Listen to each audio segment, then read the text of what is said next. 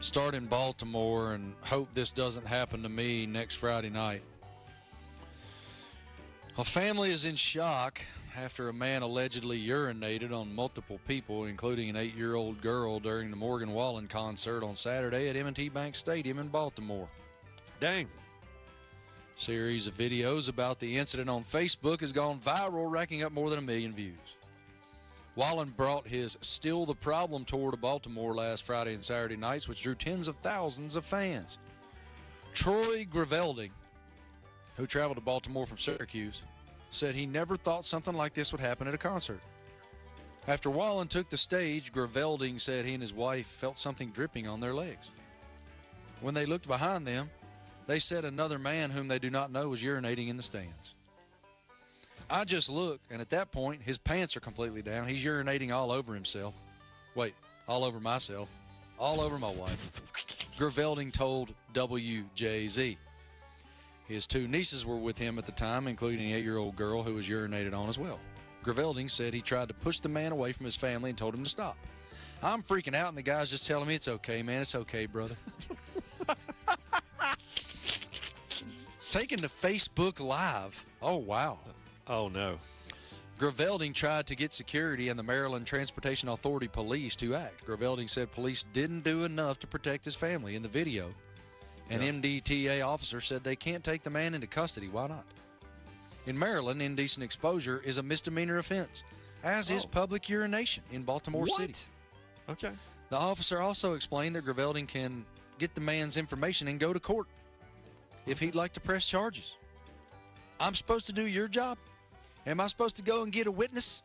I'm supposed to go get all these people to go back to court Monday when we're all out of town? Gravelding questioned.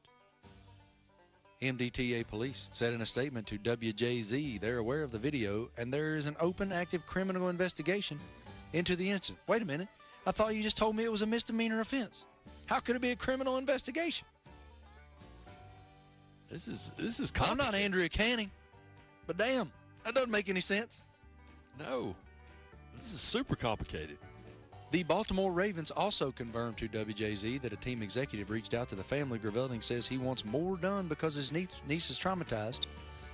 The family said it's unlikely. Pardon me, let me repeat. The family said it's likely their last concert at M&T Bank Stadium, and they won't be back to Baltimore anytime soon.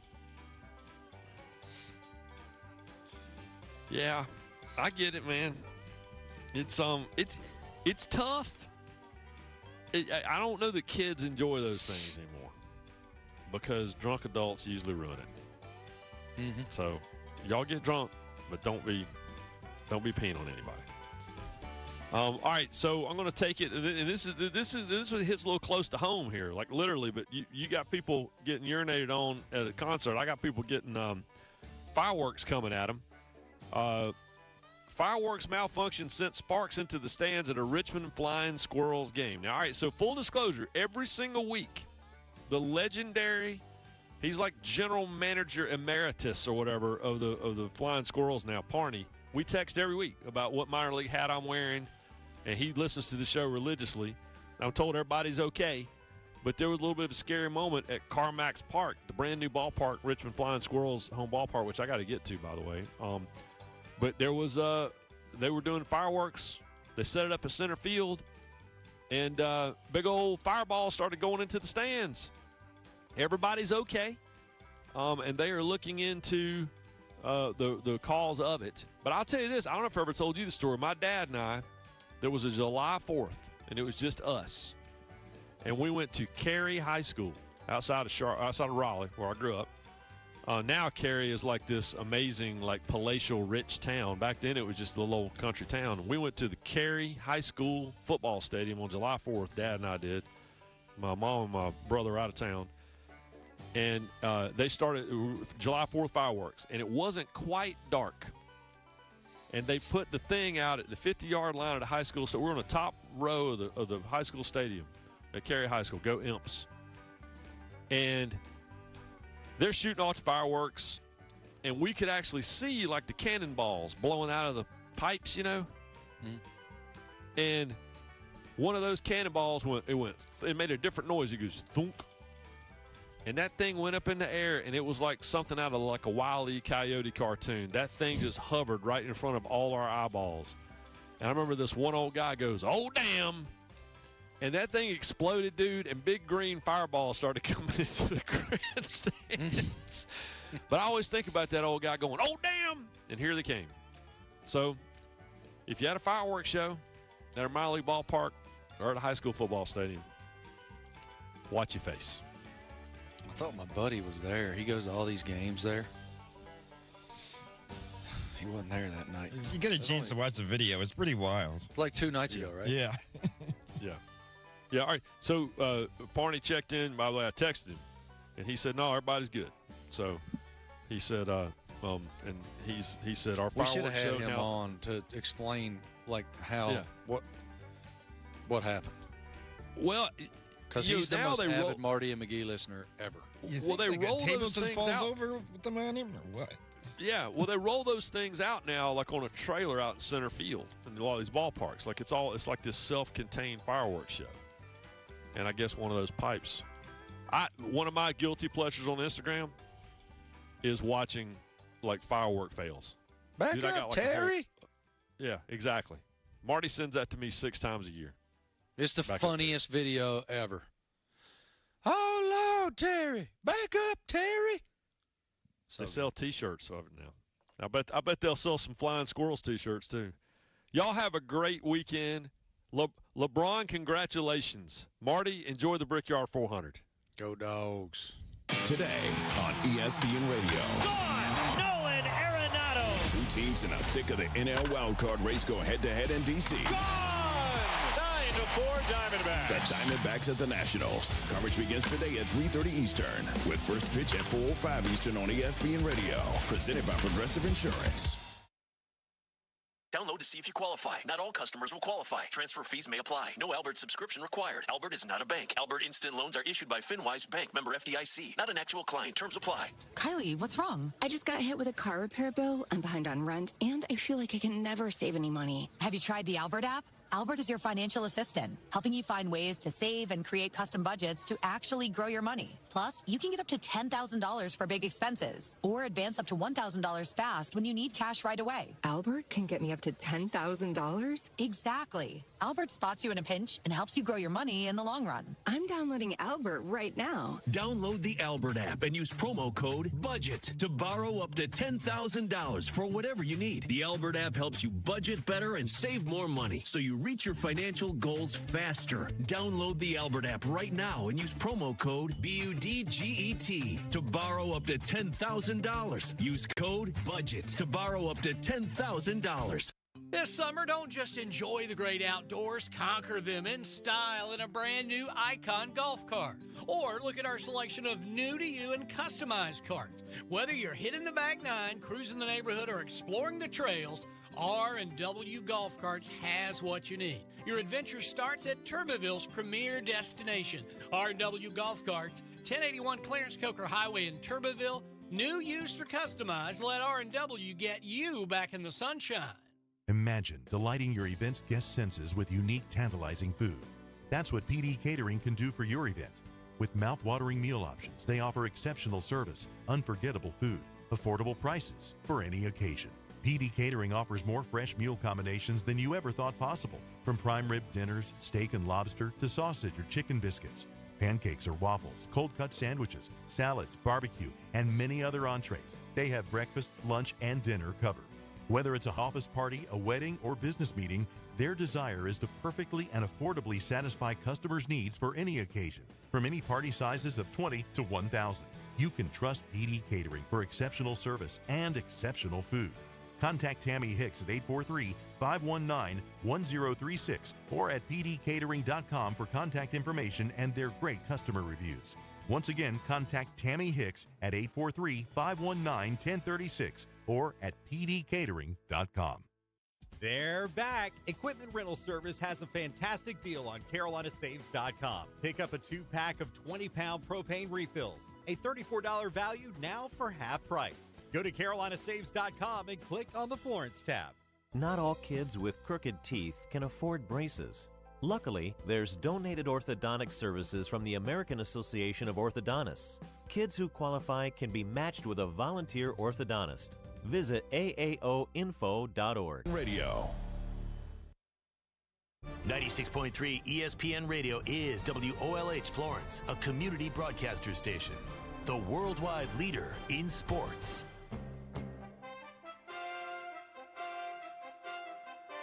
Welcome to South Carolina's premier tailgate show, Game Day in the Carolinas, broadcasting from the spacious tailgate of the Community Broadcasters Complex on the PD's 96.3 FM, Sumter's WDXY 105.9 FM, and on Facebook Live.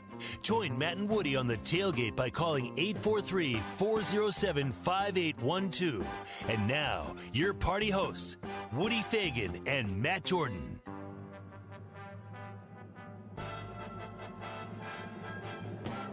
Well, everybody's off vacation, and now we just do one thing. And I wonder what one thing we're just going to be talking about constantly for the next 6 months.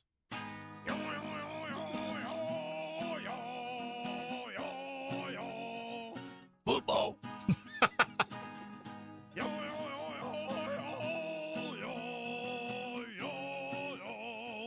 Football. Yeah. That's what we're going to be doing for the next 6 months. So here we go. Welcome to the football show. Exactly. It's Game Day in the Carolinas. I'm Matt. He's Woody. Good morning. It's been 2 weeks since. Boy. Wow. Did you get an entrance this morning? Yes. Wow. See, and he's Woody. Oh, yeah, I get the thunder this morning. Wow. Maybe that's a warning not to say anything. Just let you talk. Wow. Goodness. I think even Mother Nature apparently has missed you behind this microphone. It's been a couple weeks. Isn't it? Should I have just opened up with like the big statement like you'd see at maybe the pass at Thermopylae? I bring the thunder. And boom, it's in the background. You shall not pass. Oh, goodness. It's good to be back. Oh, very good to be back. Missed you guys. Absolutely. You guys did a great show. What little bit of it I got to hear coming back the other weekend, I enjoyed it. I mean, but anytime we get coaching here, it can go anywhere. It goes everywhere. Trust me. We're going to have him back today, too, I think. And the phone number is 843-678-9. Oh, nope. Whoa, no, it's not. It's 843-407-5812. Hey, at least I gave the business line. That's true. Not my personal cell phone number. I have done that on a couple of occasions. Not a good idea. Yeah, if you need advertising, 843-678-9393. I'm sure that management that's listening to this show would appreciate it. Yeah, absolutely.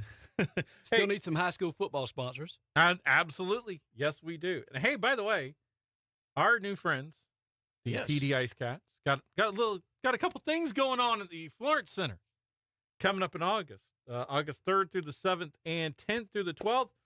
Ice Cats Youth Hockey Camp. Of course, it is in the afternoon, 6 to 9 p.m. because, by the way, for all of you kiddies in Florence District 1, enjoy your last week off. That's right. You go back to school soon. It's over. Yeah. August 3rd through the 7th, 10th through the 12th, 6 to 9 p.m. The cost of the camp, $475 per kid. It's helping to improve hockey skills and development. Get in touch with Phil at pdprohockey.com. That's Phil at pdprohockey.com.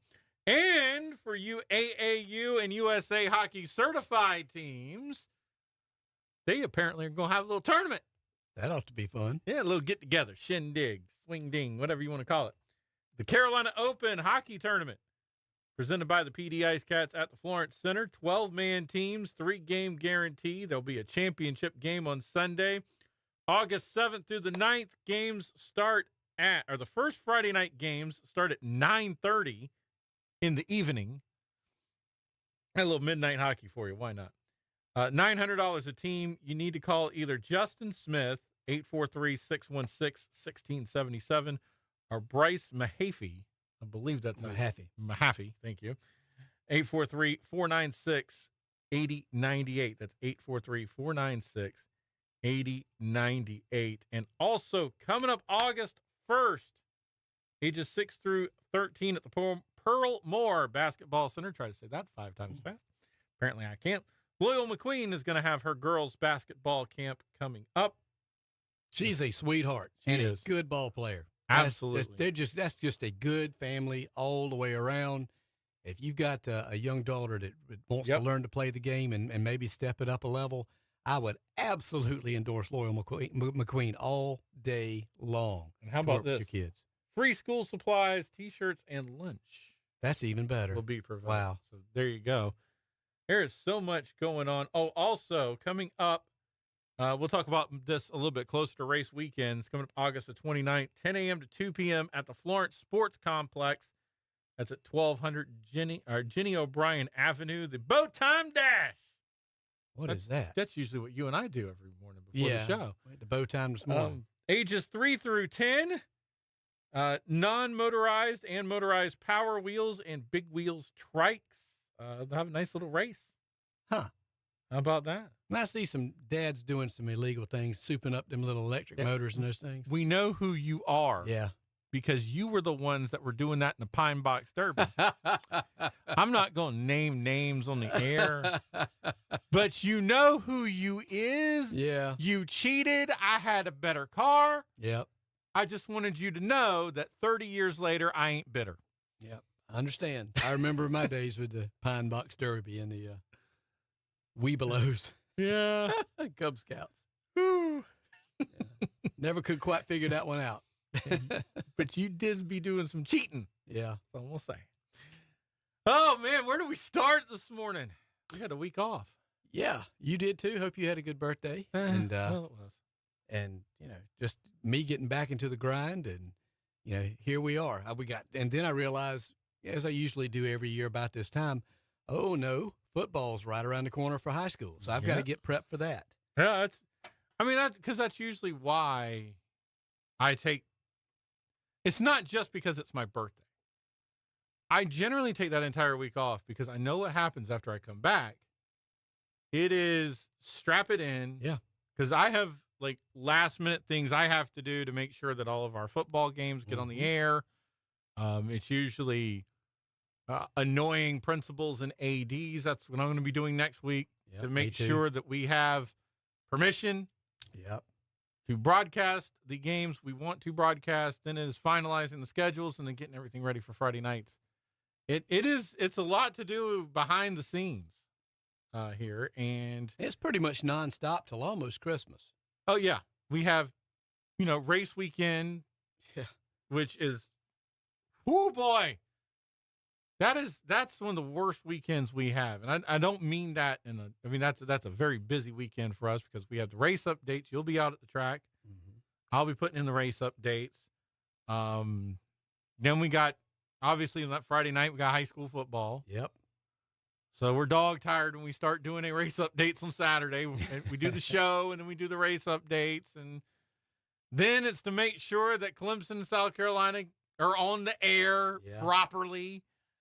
Because unlike certain other stations, we don't like to have 3 hours of dead air. No, I don't. There's a reason they pay for the airtime. Exactly. And we get a new wrinkle this year, throwing in our friends with the Ice Cats. Yeah. So it's going to be very busy. Yeah. This fall. And so we don't even know what we're hopefully going to have some role in some pregame festivities, maybe. We hope. And we'll see. I mean, for the hockey, it'll be a lot of fun. Absolutely. It's going to be a lot of work. But it's going to be a lot of fun. Hey, listen, anything worth doing is, amen. It's a lot of work, unfortunately.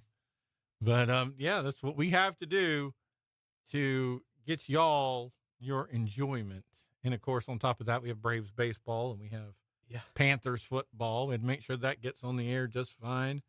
Got all of our Panther test updates coming. I'm going to be honest. I know there's other places that claim that they're like sports stations in the area, and at least one. Mm-hmm.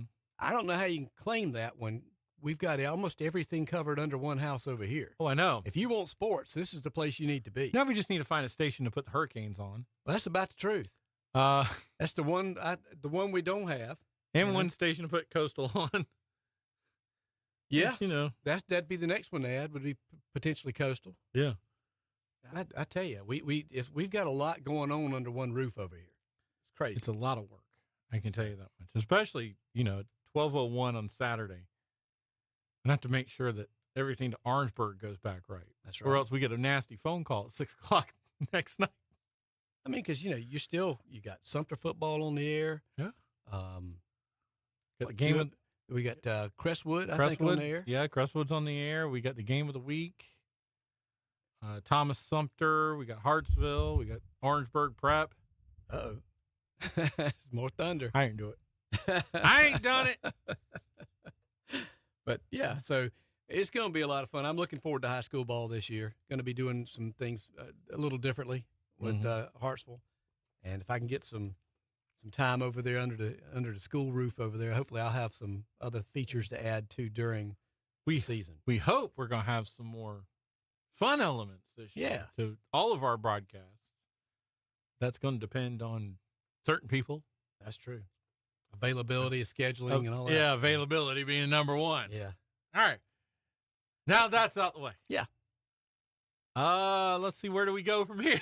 The most pressing. Well, I mean, it's been in the news. I mean, do you even want to mention the 1 or 2 year contract for LeBron going to Philly? Or, well, we just did. And I hate jumping on any ugly bandwagons, but Tony Romo getting the DUWI. What was that about? I didn't read the whole story. I just saw that it had happened. Yeah, I just saw former NFL quarterback arrested, and I just thought, oh, which one's murdering another one now? No, it wasn't that. I mean, it was just him, I guess, just having a good time somewhere. It was in Milwaukee last week, early in the week, at right on 6 p.m. Of course, it's in Milwaukee. Yeah. He competed in the Wisconsin Amateur Championship. So he was in a golf tournament. Oh, and of so course. he had a couple of drinks probably before or during or after. And, I think if the Highway Patrol wanted to, they could sit down the road from about any major golf course and probably ring these up all day. Yeah. So, and this is first case. So it's not a big deal. On that. It's kind of like Darlington, where there's like certain bars, you can just sit in the parking lot and you're going to get about 5 or 6 DWIs. Yeah. Y'all, stop.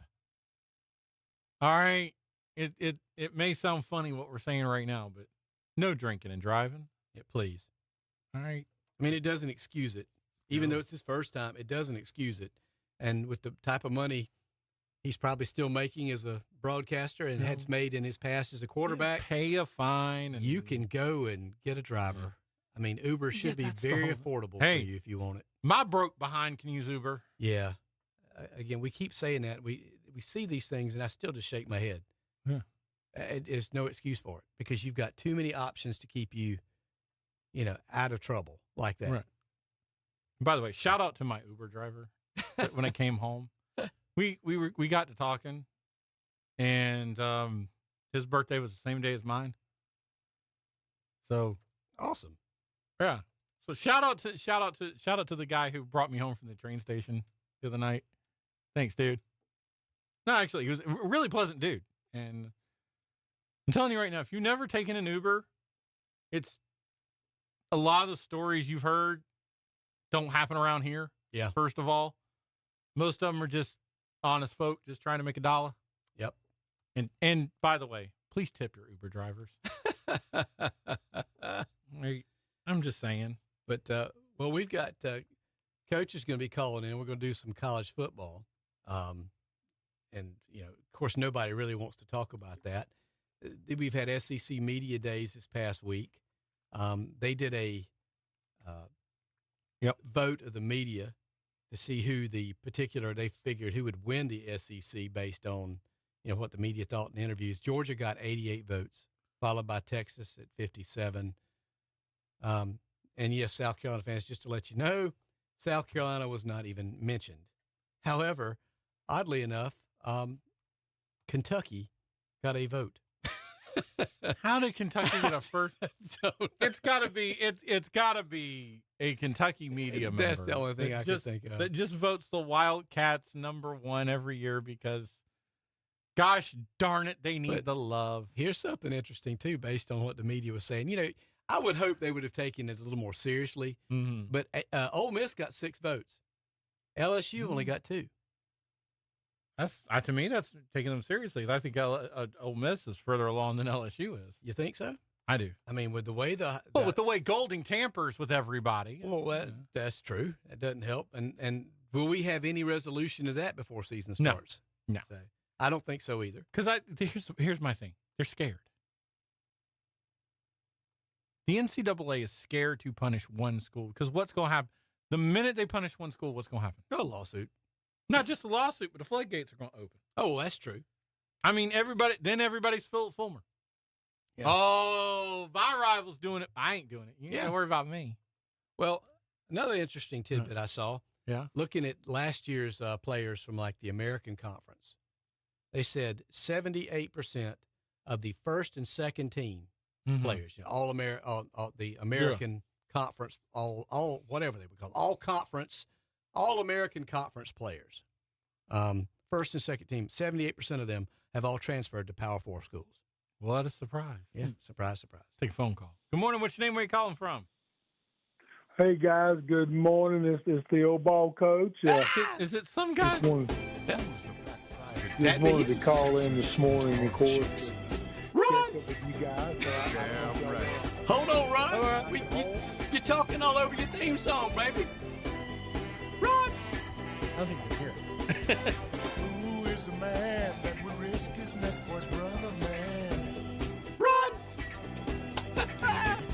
All right, now we can bring you in. We can't let you just start talking. You got to have your theme song. Yeah, your theme song. I hear you. Every superhero has his theme song, man. Yeah. I got to know, though, how long did it take to disperse the crowd out on the lawn in front of the radio station when you were here last week? I was having trouble getting home. I tell you, I got to give a shout out to the sheriff's office. They did a magnificent job getting me in that studio, and kudos to them. Yeah, I got to say, too, a happy belated birthday to Sheriff Joy. He had a birthday yesterday. Oh, there you go. Oh, okay. Happy birthday, Sheriff. Yes. And Woody, before you ask, I want to go ahead and tell you that I was not in that car with Tony Romo. Before that even gets out, I want to go ahead and nip it in the bud. Well, I didn't think you would be. I mean, Tony's a married man, and, I mean, we all know you scouting. I don't think you out scouting with Tony. So, I get it. I mean, if they'd said you and Lane Kiffin, I wouldn't have been surprised. I mean, both of y'all are available. Yeah. I get it. Well, look, I'm glad you're back, buddy. I'm glad both of you got a break. Like I told you, you gotta take those. You got to take those, and you're right. Football season is right around the corner. I know we talked a little bit about high school football last week. I did want to call back and kind of talk a little bit of college football. We're probably going to have some listeners not too happy with us, but hey, but that's okay. Again, that's okay. We're just giving our opinion, and hopefully things work out for all our in-state teams here in South Carolina. Sounds good to me.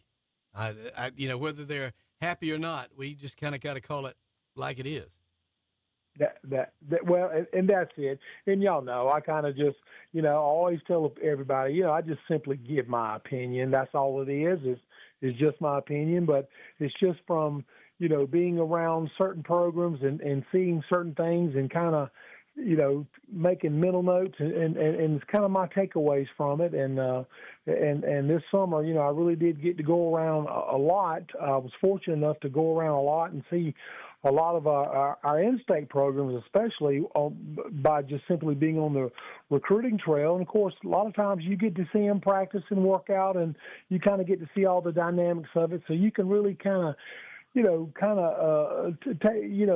some good takeaways, so to speak, from each and every program. So, so like I said, that's why I just want to kind of jump, especially locally. I want to kind of jump into some of our programs. Before we jump into that, I got a question I'll throw at you. I found this this chart put together, and I'm not even sure who put it all together, but it was the greatest player from every FBS school of all time. And I'll give you for instance. With North Carolina Chapel Hill, Lawrence Taylor, NC State, Phillip Rivers. And I was looking at that, I'm like, well, this will be interesting to see who would have been named at South Carolina, even Clemson. They called out Jadeveon Clowney at South Carolina. Now, you've seen these teams through the years. You played on these teams. Would you say Jadeveon Clowney is the greatest player to ever play at South Carolina? In my opinion, Woody, absolutely not. That's what I thought. You know, I've and again now, listeners, I am a little bit older. So of course I'm going to go back to the '80s and refer to those teams and those players. But to me, at the University of South Carolina, it's not even close. It's George Rogers. It will always be George Rogers, and that young man just accomplished something that is just so hard to accomplish by winning the Heisman Trophy, and just just to even hear a story. If you ever get to meet George, he's one of the most likable human beings on the planet. But not only that, Woody, just again his story, the way he come up from little rural Georgia and got here to the University of South Carolina. Of course, what Coach Jim Carlin saw in him and was able to get out of him, just simply amazing. And then, of course, highlighted by the 1980 season with the winning of the Heisman Trophy. So it's still George. Even if it wasn't George, okay? Which, by the way, I agree, it is George because he's the only Heisman Trophy winner in South Carolina history. But even if it wasn't George, when there's some little talentless hack named, Sterling Sharp. Yeah, I was thinking Sterling. I mean, we had the big strong safety we had that was the best cover corner, I think, in the NFL for a year or two. I mean, you got guys like that. Now, they gave no pretext as to how these were ranked. Was it based on the next level that they played at? Was it just what they did in college? It didn't say anything. It just said greatest player. Now, this one I took umbrage with, too. The greatest player they listed on Clemson, Deshaun Watson. I don't think that's even close. I say no. So, okay, like William Perry didn't play there. Yeah.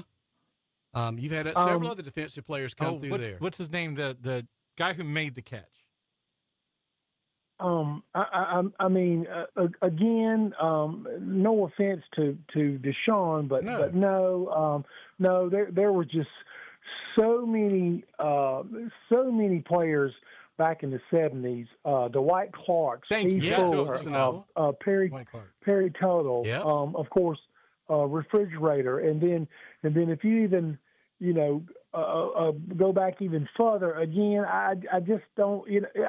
I did not see that poll, Woody. I wish I would have seen it so I could, really get into it with you. But no, again, I'm not sure who made that, but that's not even close. No. Well, I just thought I'd bring it up real quick. I mean, Georgia, they had Herschel Walker. I can see that. Herschel, fine, you saw several other people. I mean, but some of the schools, you don't know because we don't ever follow them. Well, another one that kind of raised an eyebrow, Oklahoma had Baker Mayfield. That's what they had listed. No. I mean, again, you go back to, and Woody and MJ, that's a lot of what I'm seeing, even these local polls that try to come out. And again, no offense. I appreciate everybody who gets behind the polls and does this research for this media, but you've got a lot of younger gentlemen and individuals doing these polls nowadays, and the same goes here locally. They'll rank they'll get on these polls and ask who's the best quarterback. Yeah. To come out of South Carolina, and it'll be somebody from 2015 up until now, and I'm like, no way. Y'all didn't have the pleasure of watching Freddie Solomon. Freddie Solomon is still the greatest athlete out of South Carolina. I don't care what anybody says, and so it's just funny to see these individuals try to do these polls, and all I do is I simply send them a message and say, look, make sure you're asking the older crowd that actually know, who played, who's been involved as a player, perhaps a coach, or even the media. Make sure you're reaching out to those individuals and asking questions, because when you start trying to rank the greatest players at any position in any state, I mean that is a huge undertaking. So. I know. I'll tell you this because we're kind of going down this path, and of course I get tickled. somebody a couple of years ago tried to do a Midlands team, and again they had some great names on there, and an individual did. I didn't know them. I'll state that for the record. I did not know them, but they reached out and they said, hey man, Coach, I understand, you play tight end, was pretty good. And I said, yeah, pretty good, And they were like, man, we're trying to do a team, and we're gonna, make you the best tight end. And I said, well, hold on. I said, let me go ahead and tell you, the greatest tight end ever out of this state, was one of my closest friends. Unfortunately, he's no longer with us. And I said, and of course I started laughing. I said, make sure you put Willie Scott number one. I said, Willie Scott is the greatest tight end to ever play. And I said, I'm not even a close second, and I said, look, I appreciate your kindness on this. I said, but Willie Scott's number one. So again, I always tell people, make sure you talk to some of the older generation who perhaps can give you some insight on different players and whatnot. But again, look, I'm very grateful. And like I said, it ended up being not a bad poll once everything was completed. But I always, tell people, make sure you talk to some of the older generation before you start trying to pick the greatest players, at any positions in any state. So, but anyway, I got tickled about that. That brought back some memories on that. Yeah. Well, I just thought I'd rile you up a bit, before we get started at college football. But anyway, I sent that link to you, by the way. I got to know who's at Nebraska. Nebraska. Because there's only one right answer. Tommy Frazier. Okay, that's the right answer. I was going to say, and again, MJ, Tommy Frazier was 94, 95, national champs. And like I said, he did some remarkable things. But again, I'll refer back to 1983, Mike Rozier, Heisman Trophy winner. And Mike comes to a lot of our celebrity gatherings. And so, and look, you can take every university out there and break it down into certain categories, Woody, here's a name you would remember. A lot of people don't give him credit, but you go back to the University of South Carolina, Steve Wadiak. Yes, sir. Now, now I didn't get to see him. My father did. But Steve Wadiak. I mean, so where does he really rank in as far as USC is concerned? So again, these are tough questions. Yeah. These are tough questions. We all got to see Connor Shaw at quarterback. Quarterback-wise, he may not have been the most talented, but when you go back and look at what he achieved on the field, undefeated at home, the most 11-win seasons in school history, the most victories by a quarterback.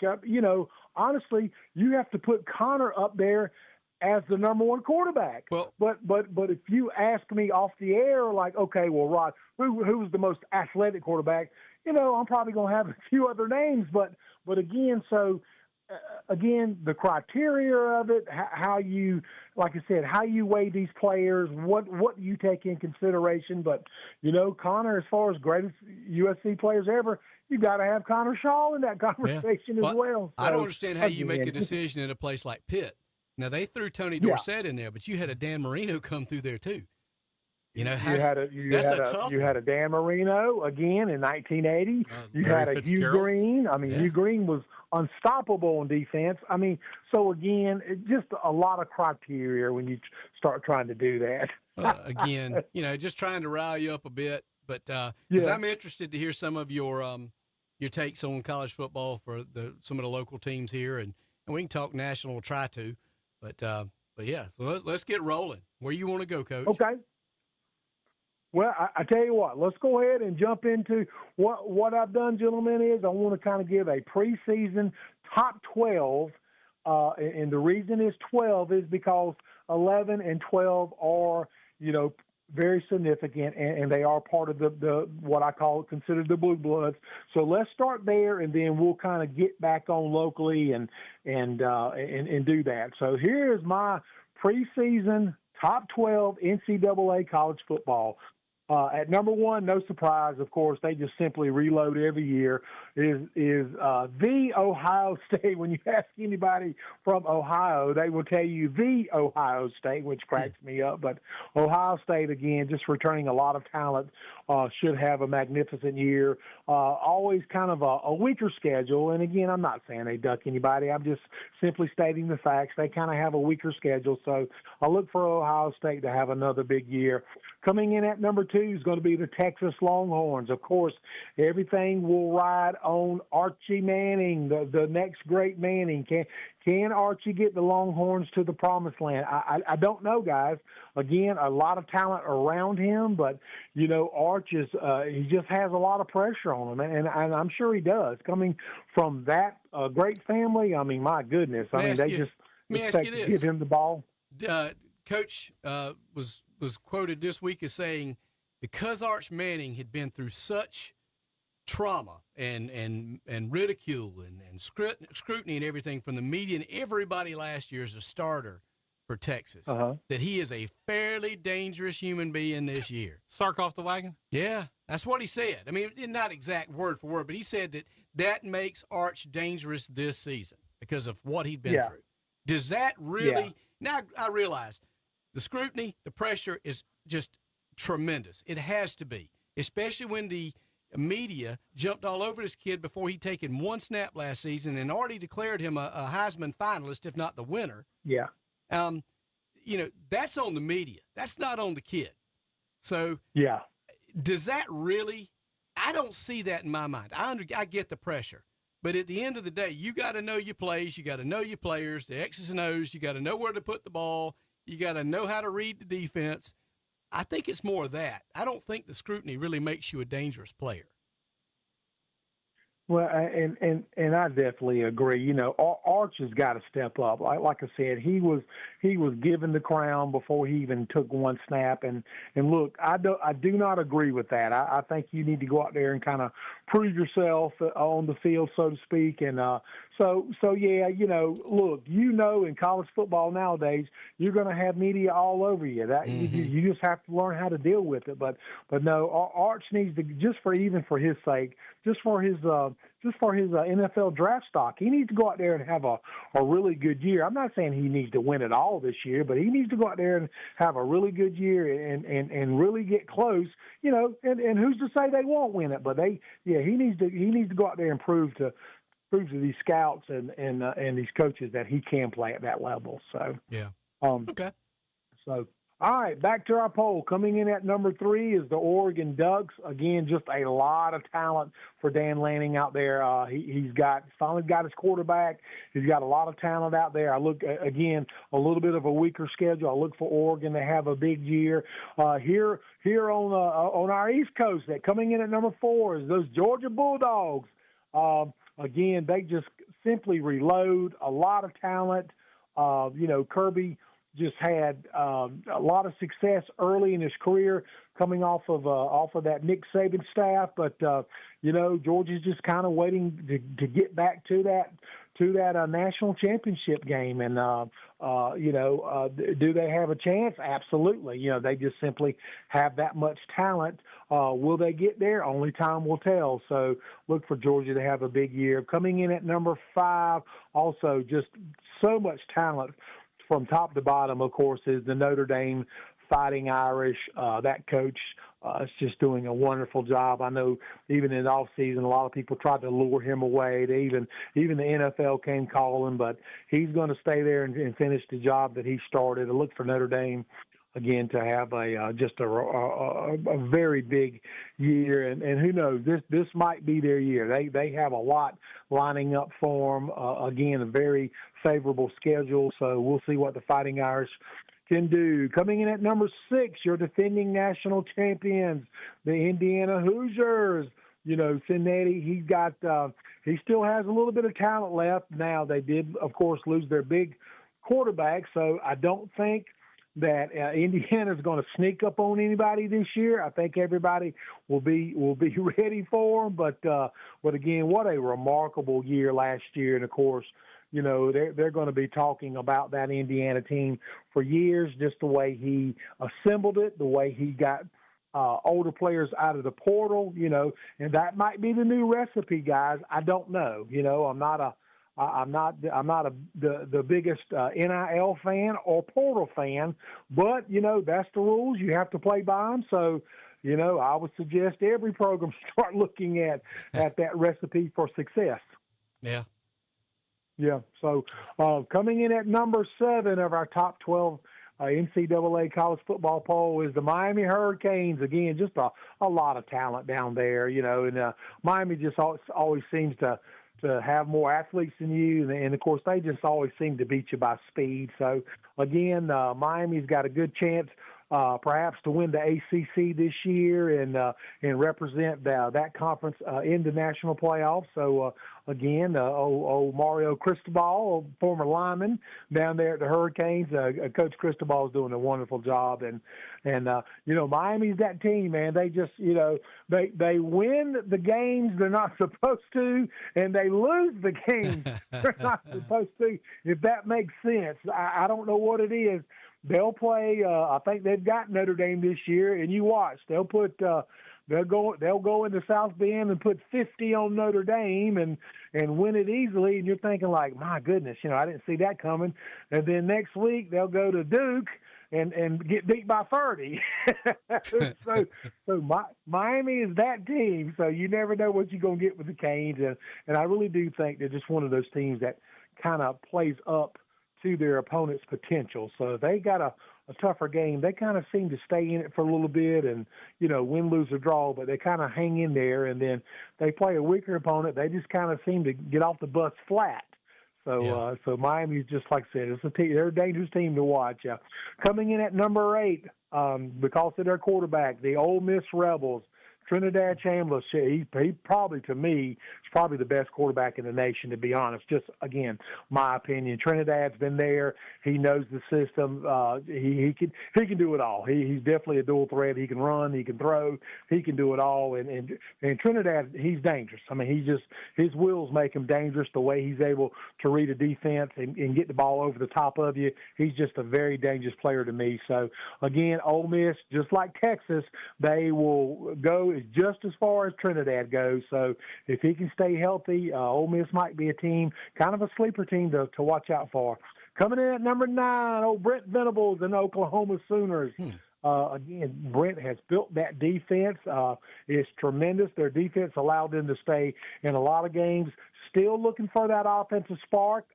He got a few transfers in. Maybe this might be this year that he can kind of, shock a few people. And, of course, Oklahoma now is in the Southeastern Conference. So, it's always very interesting mix.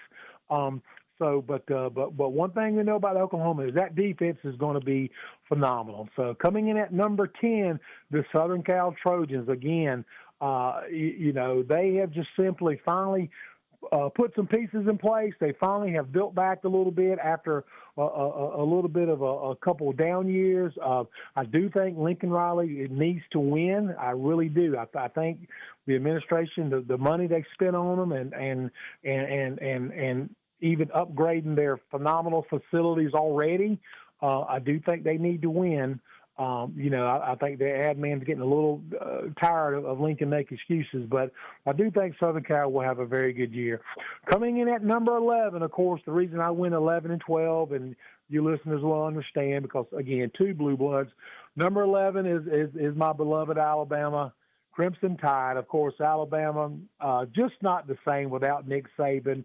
The coach over there is doing a good job, but again, just a little bit of different mentality down there in Tuscaloosa now. But I do think Alabama will have a very good year. I'm not saying they're going to win it all, but I do think they'll have a very good year. They've got some good pieces in place. Keon Russell will be their starting quarterback. He battled through the spring for that position, and Keon will do a good job. Again, very athletic, can run, can throw, and just, again, a very dangerous individual.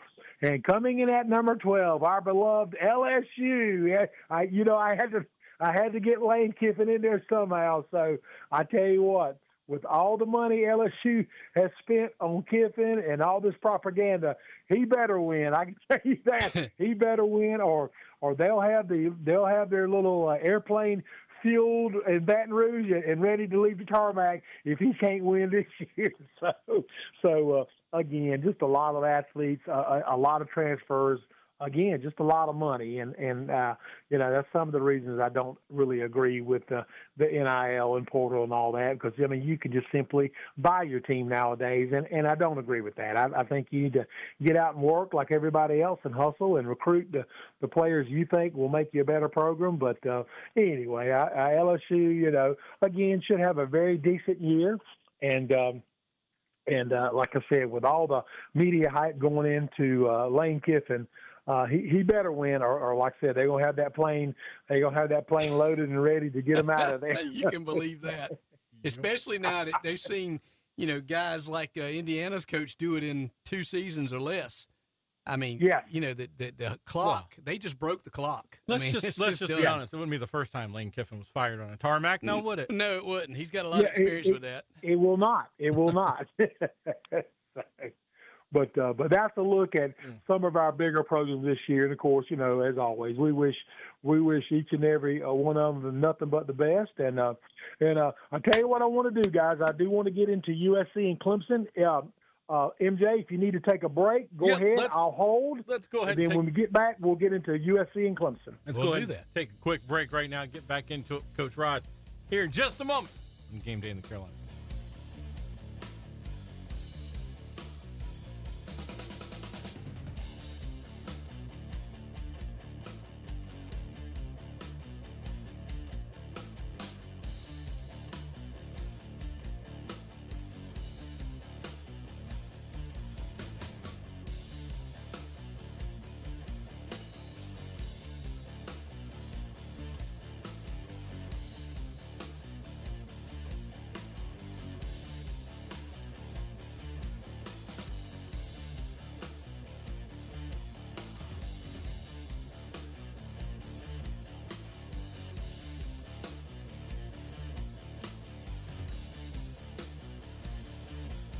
When it comes to commercial real estate of the PD, local experience matters. PLC Commercial is a locally owned firm specializing in brokerage, leasing, property management, and development. We help business owners find the right space and investors make confident decisions. Whether you're expanding, relocating, or investing, trust the team that knows the PD. Visit plccommercial.com or call 843-702-9685.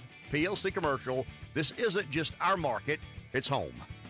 Hey, it's Tony Zach with Mr. Sparky. Storm season is here. Surge protectors block excess voltage that shorten the lifespan of your major appliances by up to 30%. That's like only getting to use 2/3 of the value of your appliances that you paid thousands for. We have surge protection packages to fit every budget. Call us, Mr. Sparky. We'll be right over. You don't have to put up with any malarkey. Call 888-8-SPARKY. At FTC, we get you and your connection needs. From streaming and gaming to working from home, FTC Internet keeps your family connected. With plans starting at just $39.95 per month for the first 6 months, you'll enjoy free installation, a Wi-Fi 6 smart router, and access to the FTC Internet app. Call 888-218-5050 or visit ftcinet.com to get connected. Fiber internet service may not be available in all areas. Certain restrictions apply. Offer for new internet customers only. Are you tired of hearing strange noises coming from your car? Do you need to get your vehicle serviced but don't have time to do it yourself? Look no further than Tim's Auto Pro. Their highly skilled, certified technicians have years of experience and are equipped with the latest tools to get your car running like new again. They offer a variety of services from routine maintenance to major repairs at competitive prices. Don't let car problems stress you out any longer. Tim's Auto Pro, the only place to go. 2685 Peach Orchard Road in Dazzell or online at timsautopro.com. In the heart of South Carolina, where the spirit of celebration thrives, there's a place unlike any other. Mickey Finn's your one-stop party destination with 3 locations, Cashua Drive, Pamplico Highway, and their huge beverage warehouse on Dr. Johnny Bruce Road next to Buc-ee's. Step into a world of endless possibilities where the shelves are filled with the largest selection of beer, wine, and liquor, each bottle carrying its own story of flavor and enjoyment. Sign up today for Mickey Finn's customer rewards. Mickey Finn says, "We drink all we can and sell the rest." It's the Summer Sizzling Savings event going on now at High Point Furniture. It's hot outside, and the deals are even hotter. Save big on living rooms, bedrooms, dining sets, recliners, mattresses, and more. If you've been waiting to upgrade your home, now's the time to save with styles your family will love, plus financing and delivery available. Shop High Point Furniture, 1916 West Evans Street in Florence and 873 Broad Street in Sumter. Summer savings are sizzling at High Point Furniture.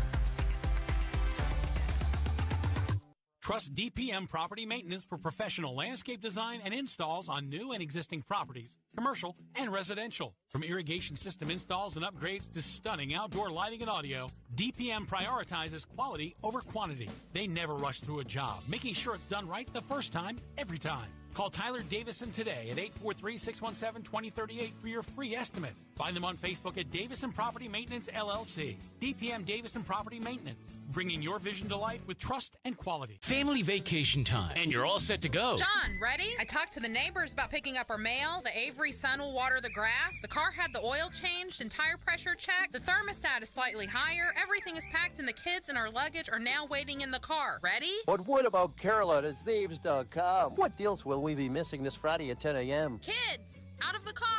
Don't worry, week after week, there will be plenty of great deals available, so feel free to take that family vacation. Log on to CarolinaSaves.com.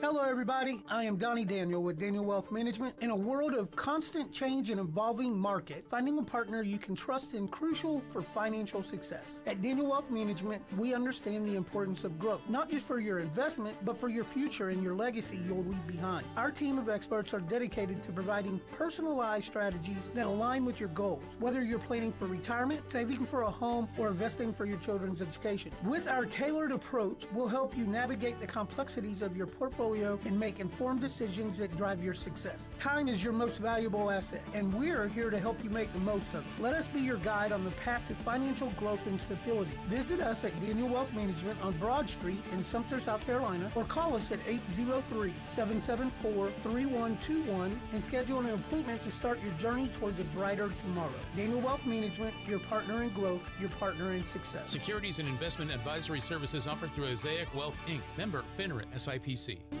Nothing says tradition like your hometown Piggly Wiggly. Take it from the pig. When it comes to value and freshness, you can't beat Piggly Wiggly. They've been bringing home the bacon for millions of American families for over 100 years. Today, they're one of the best-known and best-loved brands in America. Stop by your local Piggly Wiggly today and take home the freshest meats, vegetables, and produce, along with great deals on all your favorite brands. Each week, the pig features new specials, perfect for your tailgating parties and family mealtime. Get ready for the biggest hunting kickoff event of the year at Irby Street Sporting Goods Customer Appreciation Expo Weekend. Happening Friday, July 31st and Saturday, August 1st. Score early bird specials with up to 80% off select clothing from Sitka, Bandit, Drake, and Gator Wader. Save up to $200 on select Beretta, Christensen Arms, and Franke firearms. Plus up to 50% off Burris and Vortex Optics. Get ready for duck season with up to 50% off select waders and hunting boots from top brands like Frog Dog, Drake, Lacrosse, Danner, and Extra Tough. Plus 15% off all Yeti coolers. Register to win dozens of door prizes, including Yeti coolers, knives, tumblers, hats, t-shirts, and more. Meet representatives from over 10 top brands. Enjoy live demonstrations. Check out the newest products and get your questions answered by the experts. Bring the whole family. Grab a bite from Wonder Waffle and Cornerstone Pizza and take advantage of some of the biggest hunting season savings you'll find anywhere this year at Irby Street Sporting Goods, July 31st and August 1st. We'll see you there. The Florence, Carolina Career Fair, presented by Pepsi of Florence, sponsored by Community Broadcasters, and held at Staybridge Suites in Florence, will be held on August 5th from 11 a.m. to 2 p.m. There will be dozens of local employers there who are hiring full-time right now, and they want to talk to you. Bring your resume and business cards and come dressed for success. Remember, it all happens at the Florence, Carolina Career Fair at the Staybridge Suites in Florence on August 5th. For directions to the Staybridge Suites or to check out the businesses that will be at this huge event, go to carolinacareerfair.com and click on the big Florence button or email careerfair@combroadcasters.com. If you are a business who needs to hire employees, you need to be at this Carolina Career Fair on August 5th. Email us today at careerfair@combroadcasters.com. That's COMM broadcasters.com. We'll see you on August 5th at Staybridge Suites in Florence. It's time to start your new career now at CarolinaCareerFair.com. Clemson, Carolina, Coastal. We've got you covered on Game Day in the Carolinas. It's Game Day in the Carolinas, 843-407-5812. That's the number to get in. Of course, Matt Woody and Coach Rod Lorick with you here as we close the bottom of the first hour here. And I guess we can get right back into it, can't we? We'll see why not. Absolutely. Well, before break, of course, we went over our top 12 NCAA college football and just had a lot of the normal suspects and just a lot of the things that are normally there. And again, we wish each and every one of them just a wonderful season. Now, here we go. Now let's MJ, let's get into University of South Carolina and of course Clemson University. I'm probably not going to be invited back to Florence anytime soon, but that's okay. Let's talk about it. So again, college football is here. We are approaching the last week of July next week, and then here's August. And then, like I said, high school football will kick off. We'll have a lot of scrimmages. We'll have some jamborees on the high school ranks. Of course, the college players will report back to campus, and they'll start fine-tuning everything. And then pretty much by Labor Day weekend, September 4th, we'll have our kickoff to college football. So cannot wait. So, all right, Wood, I was going to say, let's go and get our listeners fired up a little bit. Let's start with the University of South Carolina. So Woody, what are some of the things we know? I guess I'll start, then I'll let you jump in. Okay. As we know that we are returning our quarterback, Lenore Sellers. Very, very fine young man, has potential, his potential is unlimited. I'll leave it at that. We know that the offensive line had some struggles last year. We know that we've got some individuals in place now. We got a few transfers at center. We got the young man out of NC State at strong side tackle, and then of course Ced Sherratt. They're going to slide him out to tackle. So we ought to be able to shore that offensive line up a little bit. Of course, defensive-wise, we did lose a lot of our defensive linemen to the draft. I mean, that's only to be expected. Our linebackers, we've got some great young linebackers coming in. I've had several of them at the at least the two previous Shrine Bowls. I mean, some phenomenal names and athletes coming in, so we ought to be good there. And then, of course, our defensive backs, we actually return a couple of our defensive backs. So we've got some issues that we're working on, and I just want to kind of hear your take on, especially quarterback-wise. What do you think we need to do this year? Well, there's several things. I think when you start off, if you look at the key stats from last year, your fourth quarter scoring, your opponent scored 83 points in the fourth quarter. You managed a measly 35. That's key. You got to get an offense going. 125th in the nation for third down conversions. That's a 31.9% conversion rate for third down. Can't continue drives if you don't get third down. Can't win a lot of football games. Then the biggest thing that affects not only the health of your quarterback physically and mentally and your ability to run an offense is you gave up 43 total sacks last year, almost 4 a game. Yeah, well, can I speak on that for a minute? Because beyond the numbers, the videos even look embarrassing. Yes. To me, the video, it was about midseason last year. The Athletic put this out it was a total piece on Lenore Sellers. And it asked, what's wrong with Lenore Sellers? And you watch the tape, there is one guy, at least in every single video that the Athletic put up, one guy on defense was in the backfield before Lenore Sellers could turn around from his drop. Yeah. That to me is the most embarrassing part of last year. Yeah. Now, absolutely. The other thing is the lack of a consistent running game. Did not establish that at all. Hard to do that when you can't with get no your offensive line. Yeah. So that, they all go hand in hand. So early on, if I'm South Carolina, I'm coming out and I'm going to go make sure that I'm going to prove on drive 1 and drive 2. We're going to move the football on the ground if we have to. We're going to take some of the pressure off Sellers, allow him to complete his reads, make good passes. I mean, if there was ever a drive in the history of college football that looked more prolific than the opening drive last year in game 1, and for University of South Carolina, that would have been it. You saw that game 1 drive. They made like 4 or 5 plays, all of them pretty much passes down the field where he's hitting guys in stride, in the seam, down the sidelines, across the middle, and they're in the end zone. I mean, it's like boom, boom, boom, touchdown. It looked like, we're like, wow. And I'm thinking, if this season continues even remotely close like this, we're going to beat everybody. And it came after that one drive. It's like the rest of the season fell apart. I mean, even with A&M, when we went to halftime up that high on A&M, I said, they're coming back. There's no way we're holding on to this. The body language was all wrong. It's like there's no way they can do this.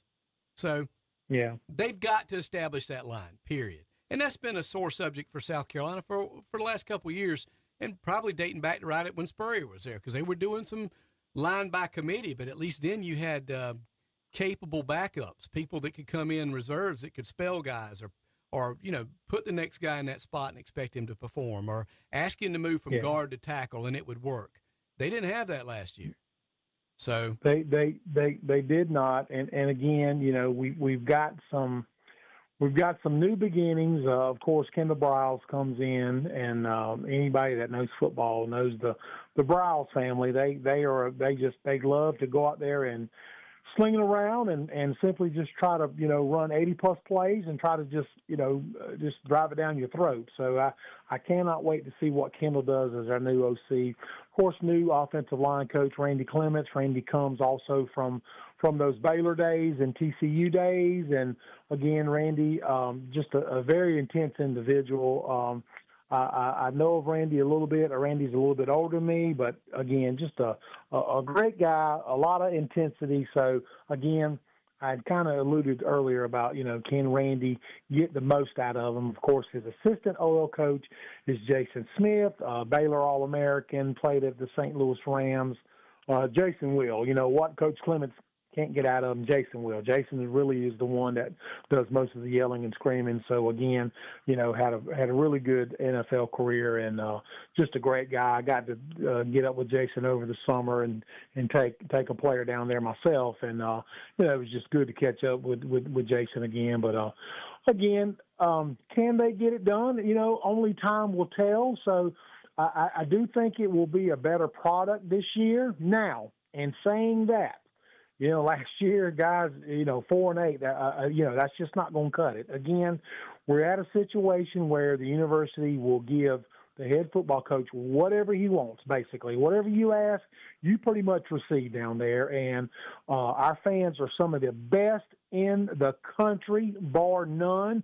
Again, when you ask our fans to step up, we do. We don't ask questions. We just simply step up. So, again, all these new facilities, all these new upgrades, all this new things going on at the stadium. Of course, a brand new AD in Columbia as well. So again, they expect you to come in and put a good product on the field each and every Saturday.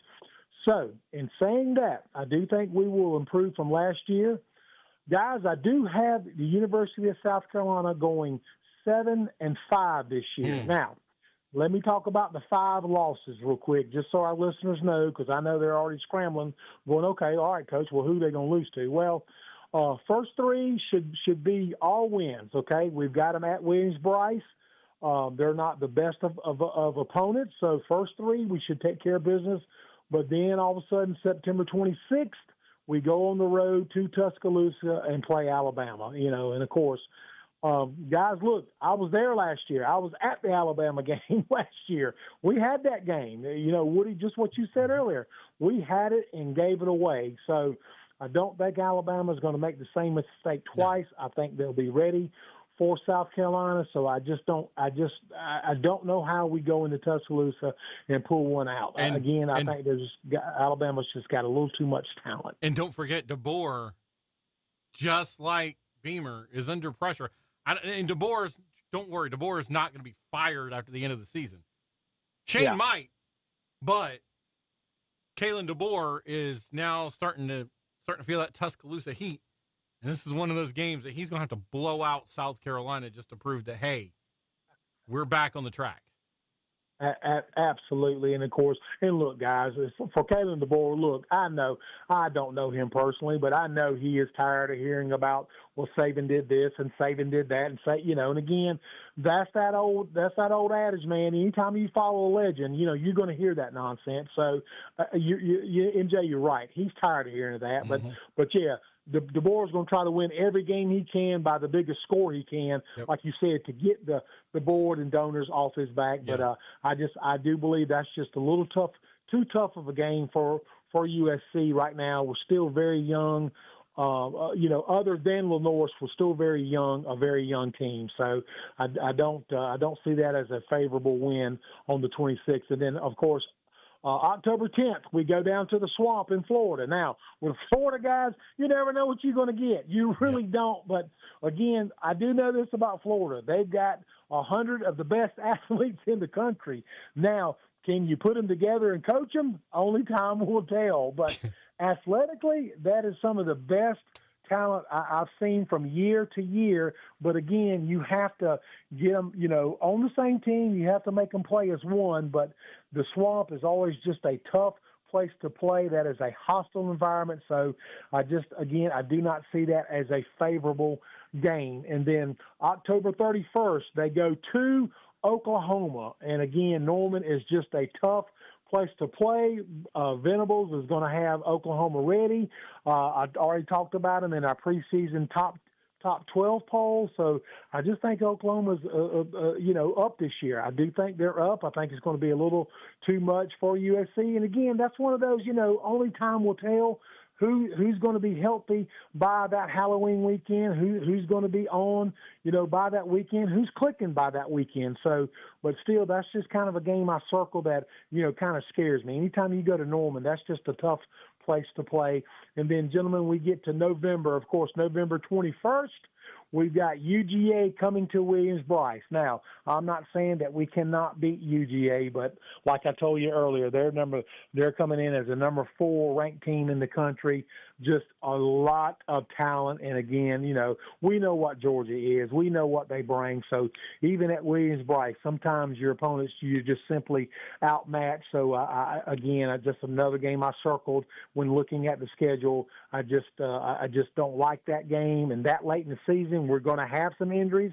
Perhaps they may have some too that hamper them, but that's just a tough game to play that late in the season.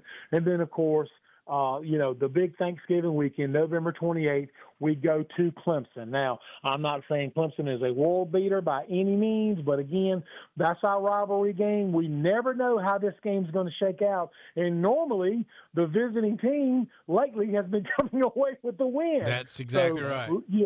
Yeah, so let's just hope that current trend stays in place. But again, it is Clemson. You never know what's going to happen. But that is the 5 games that I circled for the University of South Carolina. And again, for our listeners, I have them going 7-5. Wood, I want you to jump in and tell me your thoughts. I'm kind of leaning a little bit. I'm torn between 8-4, 7-5. I mean, I can make arguments. I like their schedule up until the break. But that Alabama game feels like, how the Georgia game in the second game of the season was always kind of the barometer for what the season was going to be like. A sound Georgia win or even a close one kind of meant you were probably going to go bowling most often. You were going to, you're going to have a good season. Alabama's third, fourth game of the season in the first half? Yeah. That feels like a must win. It really does. But it's hard to win in Tuscaloosa. It's going to be hard to beat an Alabama team. It is. On the road. It's hard to beat them at home. But I don't want to put everything on the whole season just hinges on that because you still got Kentucky in the first half. That's a must-win. We don't always play our best against Kentucky. It just seems like we play down to the level of our competition at times. But, then you head into that open week. And then after that, it just gets ugly. I mean, you got – last year they played 5 teams with 10 wins or more. 4 of those 5 teams went on to the college playoff. You know, they beat the best they beat the 4 teams with losing records on their schedule last year. They lost to 8 teams with winning records. So yeah, that last half are pretty much guaranteed all going to be winning record teams, I think. So it's going to be the second half's no joke. And that's when, as they say, the metal will be tested. Tennessee is coming here. I think that's a team you need to beat at home, and they're itching for a fight. I mean, they put it pretty good on us last year, I believe.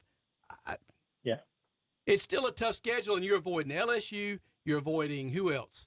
Auburn, Missouri. Yeah. I mean, you still got some nasty opponents you've avoided, but yet the second half of that schedule still seems like murderer's row. So and Woody, I think that's just a problem every year. You know, that's just the conference we're in. You know, we wanted to be a part of that conference. Well, guess what? Now we're part of that conference. So you're right. You know, every year you can make a case for, well, you know, we've got one of the toughest schedules in the country. Yeah, that's us every year, guys. That's us every year. So you're right. You know, I think it's going to be, you know, telling. They've got to win every game they're supposed to. If they go into anything favored, they can't pull one of these stupid, and we just forgot to play football that weekend. Oh, well, we'll have to knock off a better team next week. I mean, you still got Tennessee, Oklahoma, A&M. Arkansas is scary to me because I really don't know what to expect. I think that Sam, whatever his name is, the coach down there has got things going, and I think it's Sam, are going in the right direction, but you just don't ever know.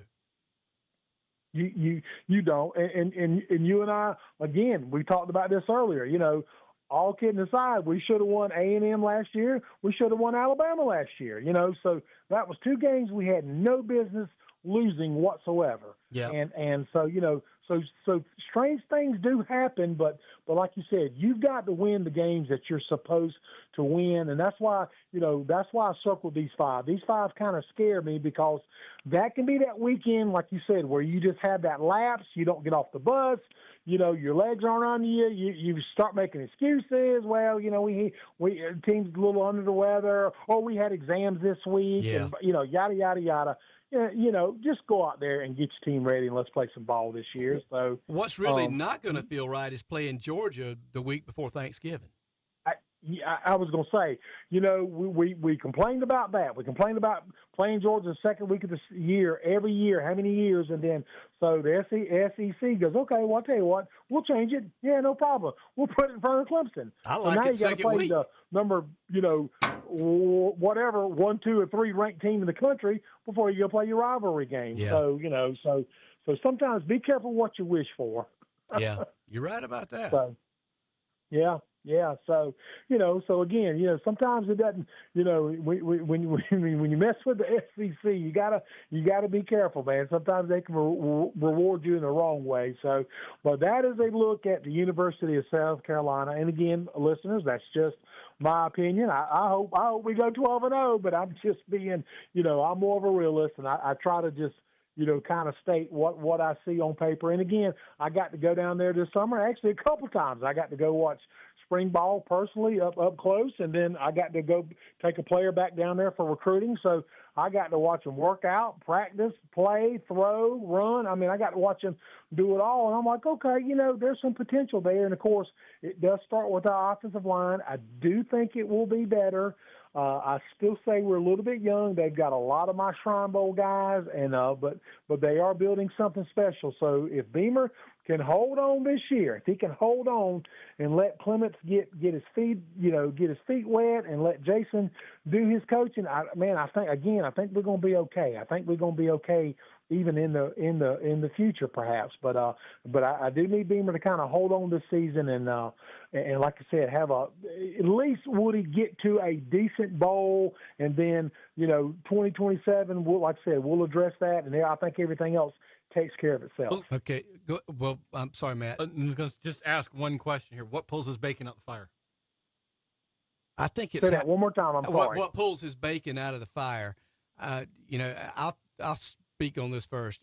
The 7-5 season will not keep him there unless those 5 losses are all extremely competitive, maybe come down to the last minute in the majority of them, or South Carolina's fighting and clawing to the end, maybe lose by a field goal or by a point, or by some random act of God or whatever, that causes them the game. That's, to me, the only way I think he keeps his job. Now, just 7-5 and you're blown out in those 5 games, he won't be there.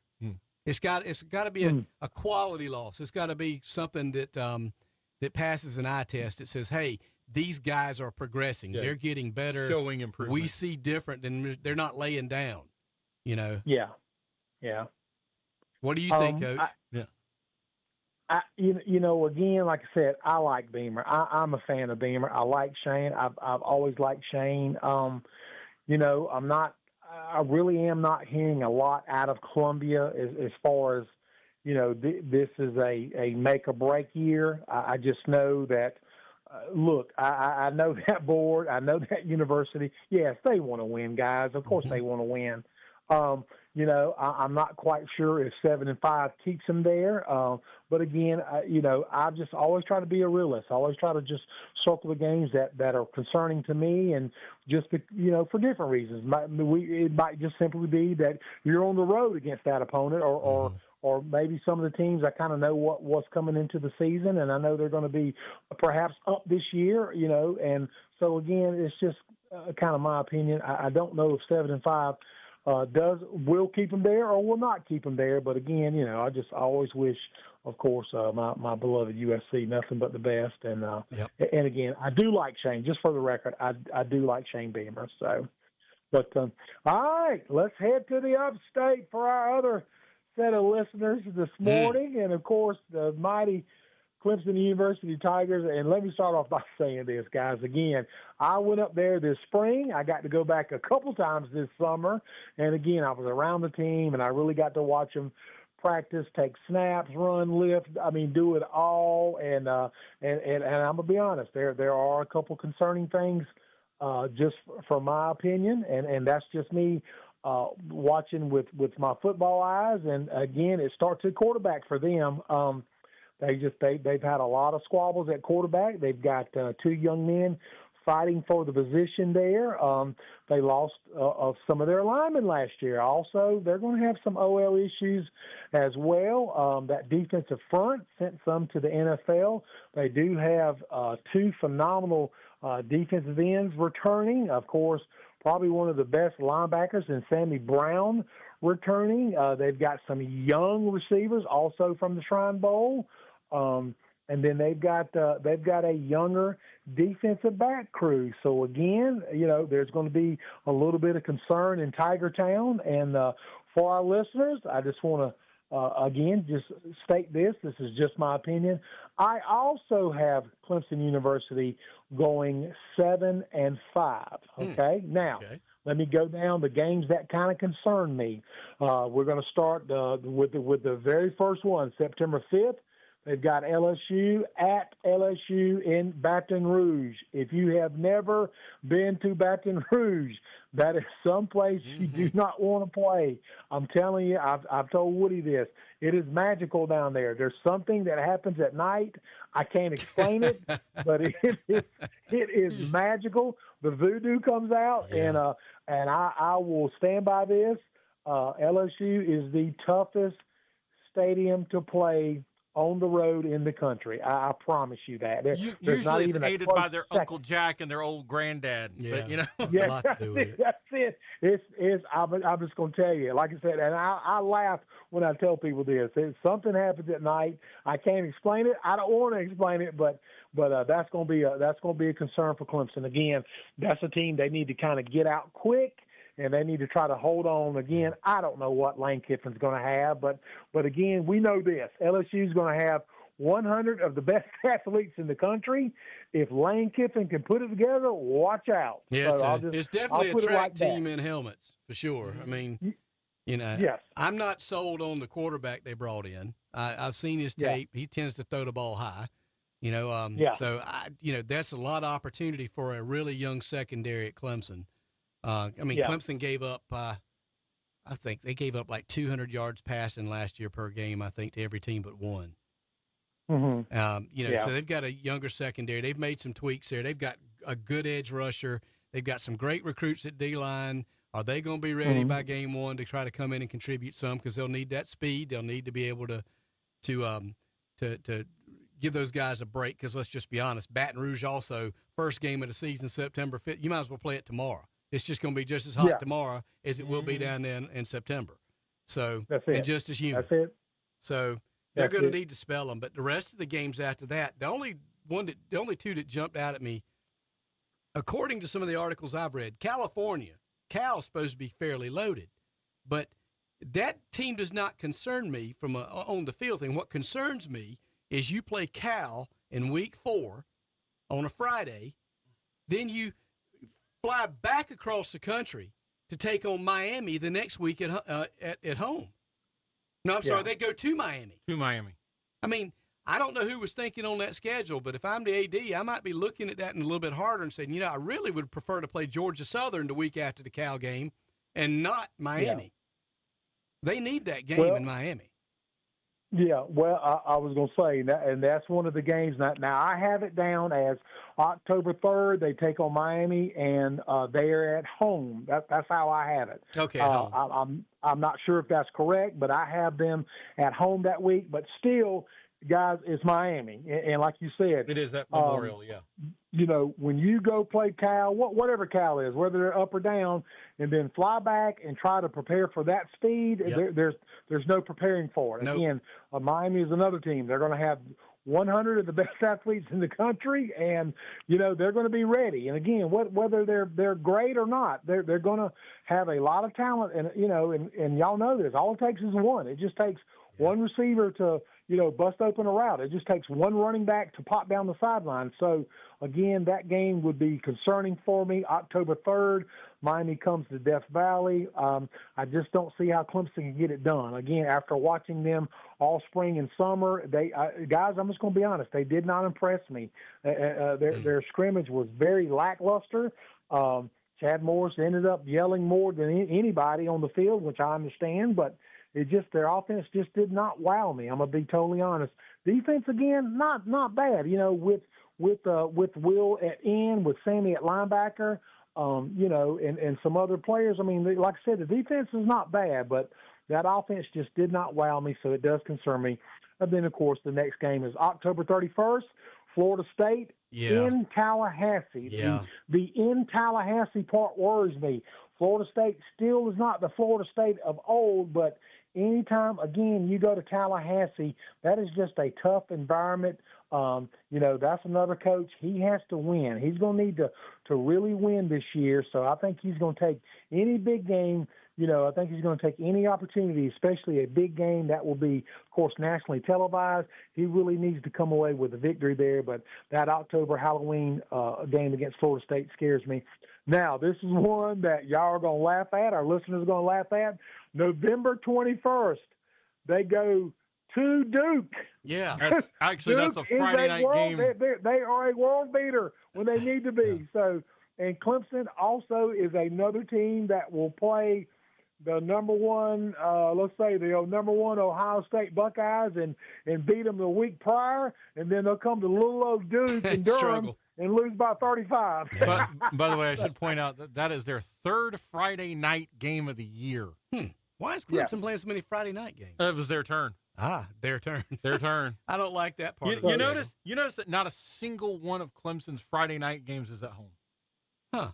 Well, and that's the thing, guys. Y'all know this. In college football, it's hard to get up for a Friday night game because you're saying, well, nobody's going to take it serious and nobody's going to tailgate. You're not in your home environment. So, again, Durham is scary on the week.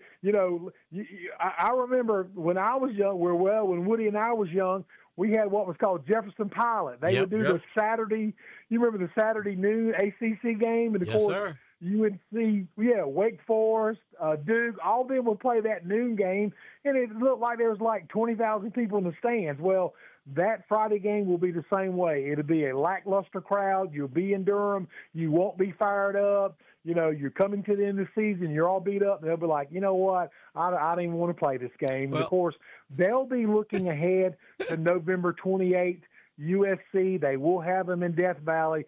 But again, I circled that game because, again, you never know. That is a rivalry game, one of the best rivalry games in the country. You never know how that game's going to play out. So I do have Clemson coming in also at 7-5 this year, and Wood, just want to hear your take on that. Well, I was going to bring up two points. One of them about your point to Duke. Now, this is back in the 80s and 90s when I was going through high school and college. I had a friend that kicked for Georgia Tech, and Georgia Tech was playing Duke, and the youth group I was involved with the Methodist Church, the minister there went through Duke Divinity. So we got tickets to go see Duke play Georgia Tech that Saturday. Yeah. And it was packed. And I'm like, wow, does Duke, because back then Duke wasn't really good. Spurrier was long gone, and Duke was terrible. And I was like, wow, did they really get this many people to these Duke games on Saturdays? It was toward the end of the season. Yeah. And somebody said, well, not really. It's the special promo. I said, well, what's the promo? Well, on the back of your ticket, if you went to the game, you got a free pass to go in to the blue and white game. To watch the blue and white game. And so they do that here with Carolina too. Grant Hill, Christian Laettner, that whole crew is who I got to see play. We went, and sat in the barn and watched them play their preseason. Danny Hurley, Bobby Hurley, all those guys were there. And so it was amazing, and that's why everybody was at the game. Had nothing to do with football. They just went and hung out there before they went to watch the blue and white game. Well, I mean, you've always seen that at Keenan. Yeah, is especially about mid-October, Keenan's full. Yeah. And then about halftime, it's gone because they're going to basketball. Because everybody went over to the Dean Dome. Yeah. But what I was going to ask you is about what is your opinion on Virginia Tech? I mean, they got the new coach in there. He's come in from Penn State. Whether you feel he was justly or unjustly fired from Penn State, that's immaterial. Got a lot of hype building around the Hokies there in Blacksburg. People are talking big. He's pulled in some recruits. He seems to have a little money. This season's probably not going to be the tail of the tape, but what do you think they're going to have? I mean, do you think they're going to be decent? Because Clemson's got them sandwiched in between Charleston Southern, who would be kind of a sleeper game for them, and Florida State. I do, again, I do like James Franklin.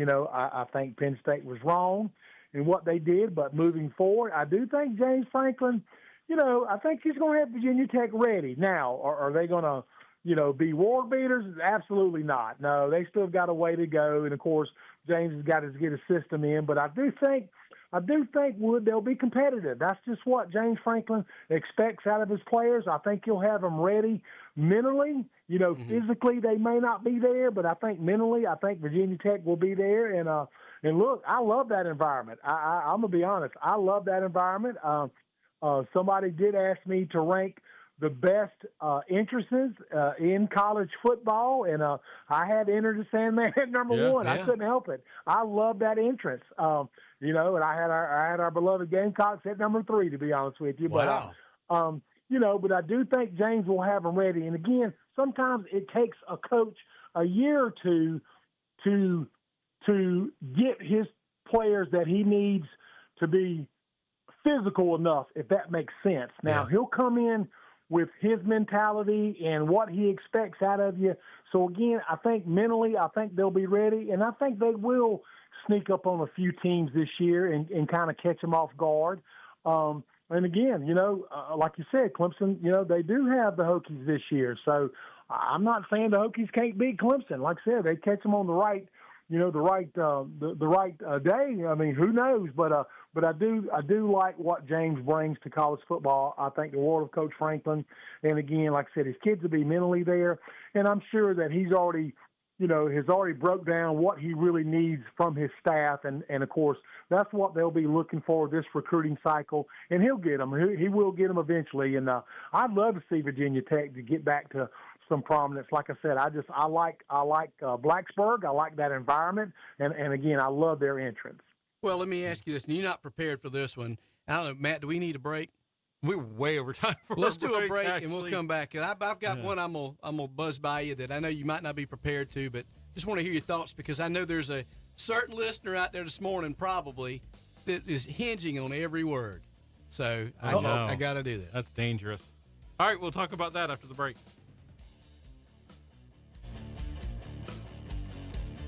In the heart of South Carolina, where the spirit of celebration thrives, there's a place unlike any other. Mickey Finn's your one-stop party destination with 3 locations, Cashua Drive, Pamplico Highway, and their huge beverage warehouse on Dr. Johnny Bruce Road next to Buc-ee's. Step into a world of endless possibilities where the shelves are filled with the largest selection of beer, wine, and liquor, each bottle carrying its own story of flavor and enjoyment. Sign up today for Mickey Finn's customer rewards. Mickey Finn says, we drink all we can and sell the rest. Untangling your headphones, finding the right remote, saying goodbye to your favorite shirt that hasn't fit in years? That's why it's so easy to contact a local auto owners agent, make insurance buying easy. That's simple human sense. Give me, Terry Richburg, a call at 803-775-1168 and ask if auto owners make sense for you.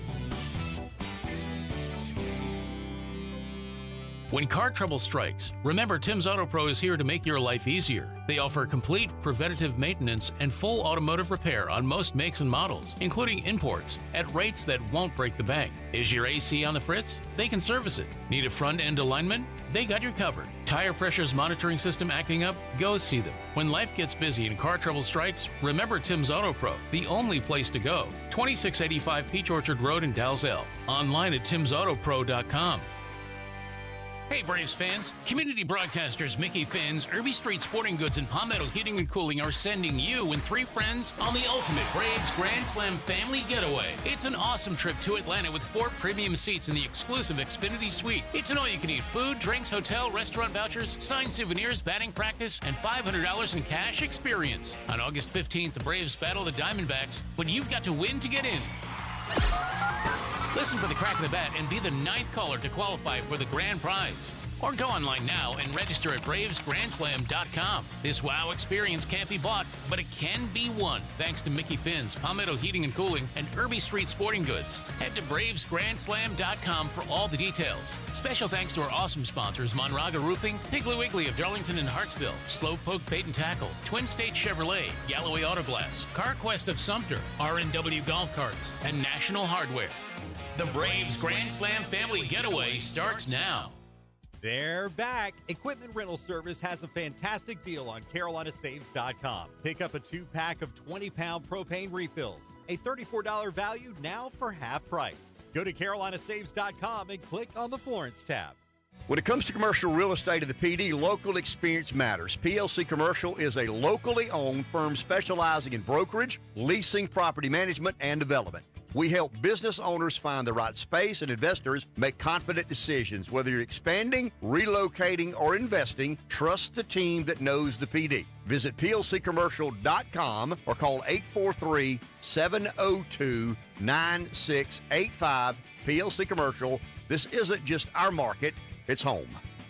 We all count on our smartphones in so many ways these days, from keeping in touch with our friends and family to finding our way around town. With FTC as your wireless provider, you'll enjoy the area's best coverage and fastest data speeds, great plan choices for every budget, and a stellar selection of phones and tablets from Apple, Samsung, and Google. Because at FTC, we get you and your wireless needs. To learn more, visit ftcwireless.com or call 888-218-5050.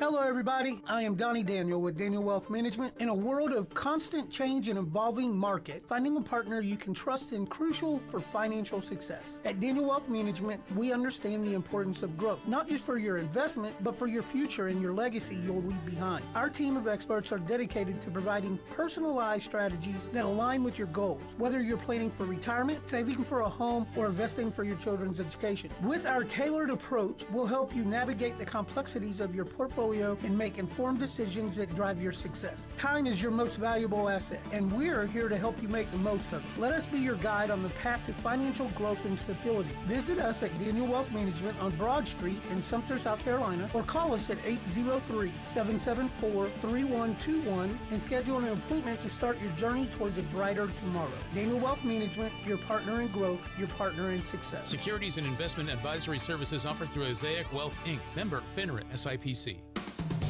So you call your virtual insurance company to ask a simple question about your policy. But now you're on hold listening to this music while you wait and wait. Auto Owners works with local independent agents who tailor coverage to meet your needs and pick up the phone when you call, because you shouldn't be on hold so long that you memorize the music. That's simple human sense. Call me, Brittany Tyndall, at CRW Insurance, 803-775-1168.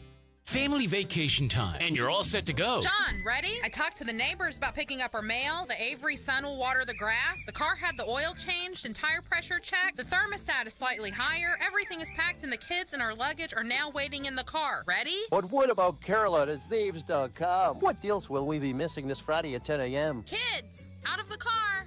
Don't worry, week after week, there will be plenty of great deals available. So feel free to take that family vacation. Log on to CarolinaSaves.com. WOLH Florence and WDXY Sumter. It's game day in the Carolinas. Oh my, game day in the Carolinas has returned. I know, we have been pretty much almost commercial free all day. I know. Y'all are getting them. Hey, we're getting them in. Yeah, we're getting them in barely. We're getting them in. That's all that counts. We're still here with Coach Rod Lork here this morning.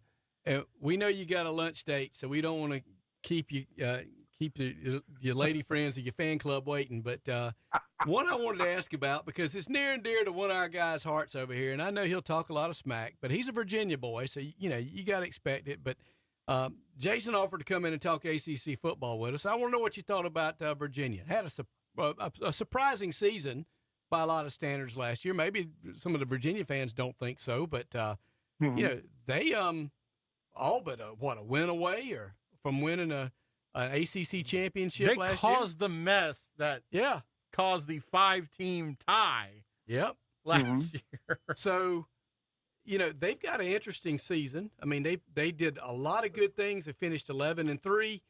Their first quarter scoring is impressive. Third down conversions are extremely impressive. Their time of possession's good.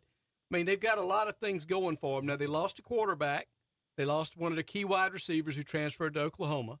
But then they brought in two quarterbacks that they've been seasoned. Bo Prabula from Missouri came in, and I'm trying to think of the other kid. I think he played at Pitt. Brought him in too. They've picked up a couple of wide receivers that all have active experience playing D1 ball, which should probably reinforce what they already had. Defense looks good for them. What is your opinion on Virginia, the Cavaliers? And we're doing this for Jason. I know most of these guys here are like, we're in South Carolina. Why are you talking Virginia Cavalier football? I understand. They were impressive last year. Well, this goes out to Mr. Jason.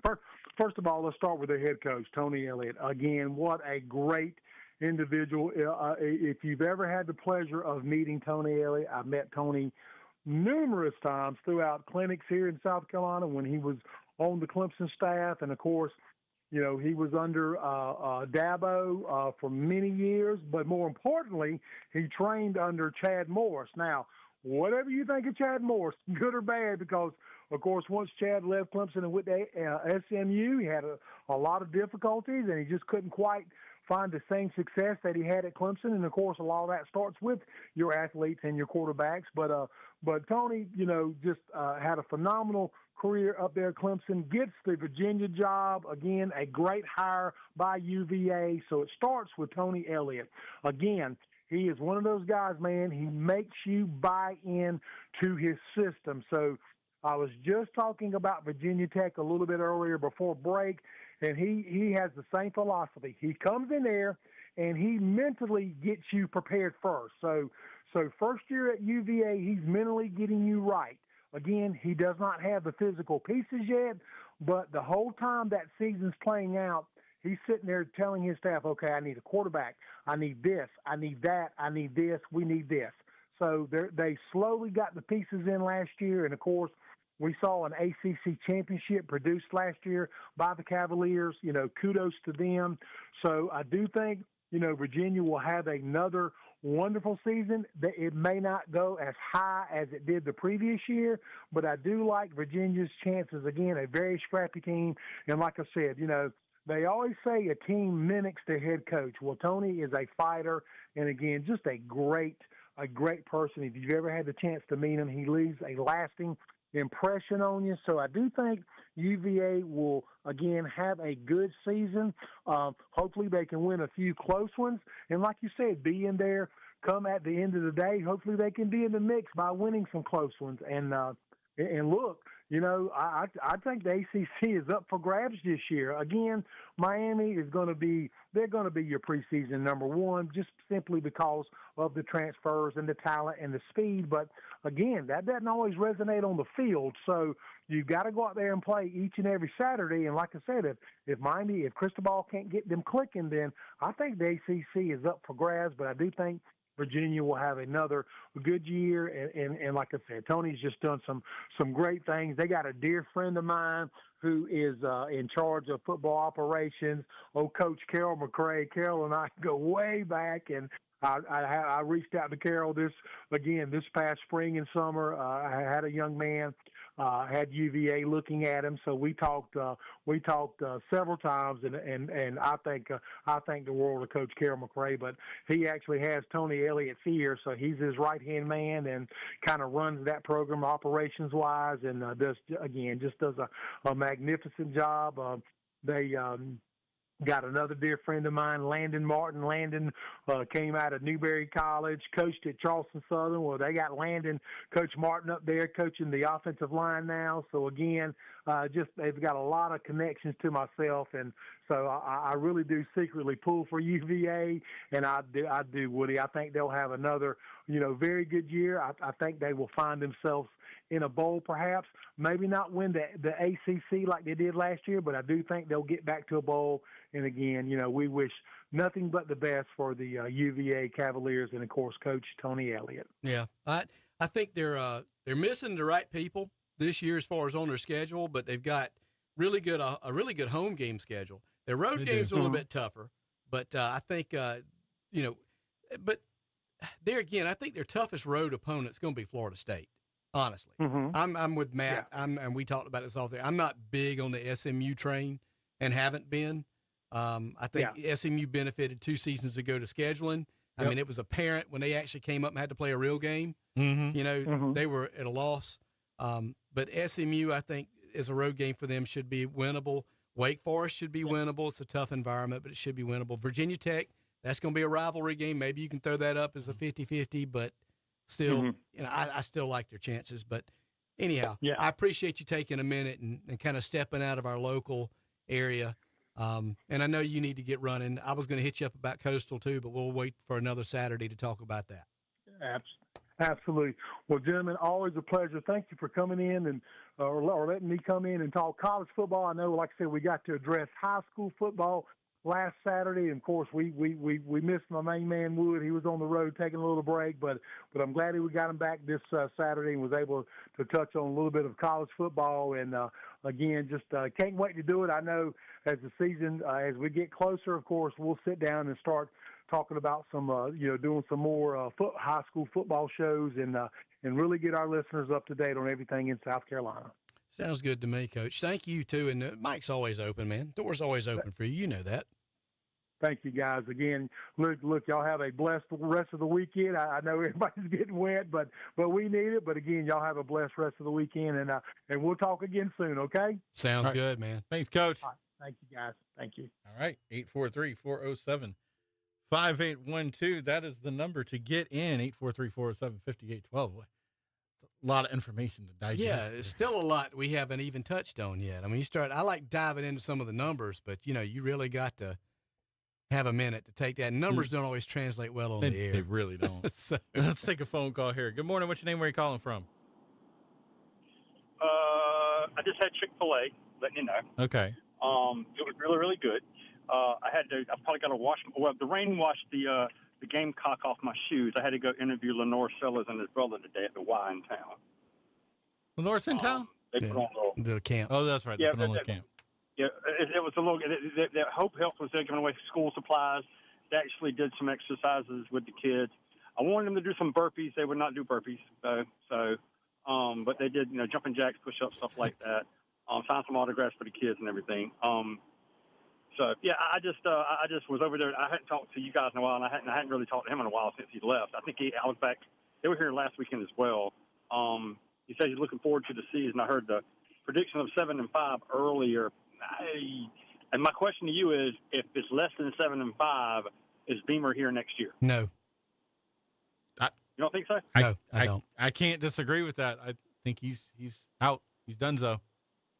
But I think we've already seen that now with Donati. Yes. And I'll just say this. I think just the way he pulled the trigger on the baseball coach, it shows me he's not going to tolerate mediocrity. Well, you've been complaining about not having this, not having that, and they go out and say, okay, here's your resources, go get them. And you don't perform. Yeah. And you're right. The new vote of confidence now is, well, we gave you more NIL money. And I think Lamont needs to be looking over his back, too. He better be. They've already made that statement about Lamont, too. Yeah, well, they spent more money this year with men's basketball than they've ever spent in the history of the program. So, yeah, I would think so. But, and plus guys like Indiana and Cignetti, they went from you being measured, the time was being measured by calendars and calendar years. Yeah. With old coaches, and they're measured by stopwatches now. I mean, you don't get that. There's no, I need 3 years to build a program. Well, Cignetti just proved you can do it in 2. And with the new NIL and transfer portal, you can assemble the pieces if you know what you're doing and you've got the organization in place. So there's no excuses anymore. I agree with that. So, and it also made me happy to see Woody's favorite quarterback get cut by the Ravens. I mean, kind of the arrogance there, it kind of reminds me of the way that who was the quarterback that would Jim McMahon back in Woody and my day. Jim McMahon, who was just arrogant like that, wasn't the tallest quarterback, but at least Jim McMahon won a Super Bowl. Exactly. It just reminds me of someone that is short in stature. Even Doug Flutie was shorter than him, but Doug Flutie, they one of the greatest players in college football, and also came and played in the NFL because he had good head on his shoulders. Yeah. He was humble. It's a good humble man. will get you a long way. Mm-hmm. I agree. Well, here's something that you might not like, because perfect segue, Curtis. Speaking of that quarterback, I don't know if you've got ESPN or what, but there's a report that's out that's saying that one of Pavia's options right now would not to be picked up by another NFL team, but to actually file a suit for another year of college football, despite the fact he signed on with a pro team. Now, he's not gotten any game checks. He got no bonus for signing or anything like that. So that avenue makes the case even muddier. But he could get an attorney and file suit against the NCAA and say, I had 4 years of football, but 2 years of JUCO ball. I need my 5th year of eligibility. He could go after that at this point. Would he go back to Vanderbilt? That's a good question. I would say, Vanderbilt, I'm sure would love to have him back, and then he could provide some tutelage for the freshman that they've got in there. Is supposed to be the top recruit of all time at Vanderbilt. Let's say the kid's gone through an entire spring now as the starter as at the Vanderbilt. guy. Yeah. So I don't know. It'd be interesting to see. But I don't really want that guy tooling anybody.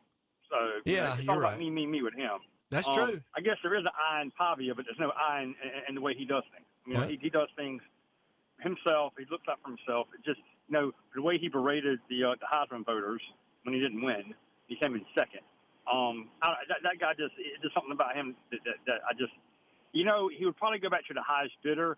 Now you would see someone maybe that is a little better than Vanderbilt. When I say better than Vanderbilt, I mean historically better than Vanderbilt. That might need a quarterback because let's say their quarterback has an issue with a knee or something, and they can get him back in. But I mean, he's got to think of a team and come in and be ready to play in what 4 weeks? Yeah, but I don't think I'm pretty sure he's in shape. Yeah. But I mean, to learn a new playbook and everything, he might say, "Look, just let me do what I want to do. I'll come and run the offense," and that would not surprise me for him to say that. Well, I would think he would almost have to go back to Vandy, though, wouldn't he? Because it just makes it funny the way he does stuff like that. It kind of bugs me a little bit. But anyway, while I was calling in, I heard Coach on earlier, and I heard the predictions of 7-5. So I just, as a Clemson fan, I hope one of those losses is to Clemson. At least they're playing in the Valley this year. But the last 2 times they played in the Valley, they lost both those games. Yeah. So, and I didn't ask Lenoris about that today. I didn't say anything about any. I don't think I said, "Are you ready for the season?" And he said, "Yeah, he was ready for the season." And then Jaden was like, that ever since they were little, they want to play together in college and in the NFL. I don't know if Jaden maybe signs a wide receiver contract. I mean, I could see him being at least a practice squad player, and possibly, if he signs a free agent contract, I don't think he gets drafted. But I think if Lenore's finishes, and I told this to Chris Bergen, if Lenore's finishes in the top 6 in Heisman voters, he'll be a top or first round draft pick more than likely. But I mean, this is another offensive coordinator. If he does not win, let's say a Heisman, or he does not lead them to an SEC championship, or he does not win 10 games, will this be the biggest waste of talent that South Carolina's ever had at quarterback? And I'll hang up and listen. You guys have a good day. You too. Thanks, Curtis. Well, first of all, it's good to hear from you, Curtis. I'm glad to hear you're still. I see where you've been on Facebook here and there when I jump on there. You've been traveling around a lot.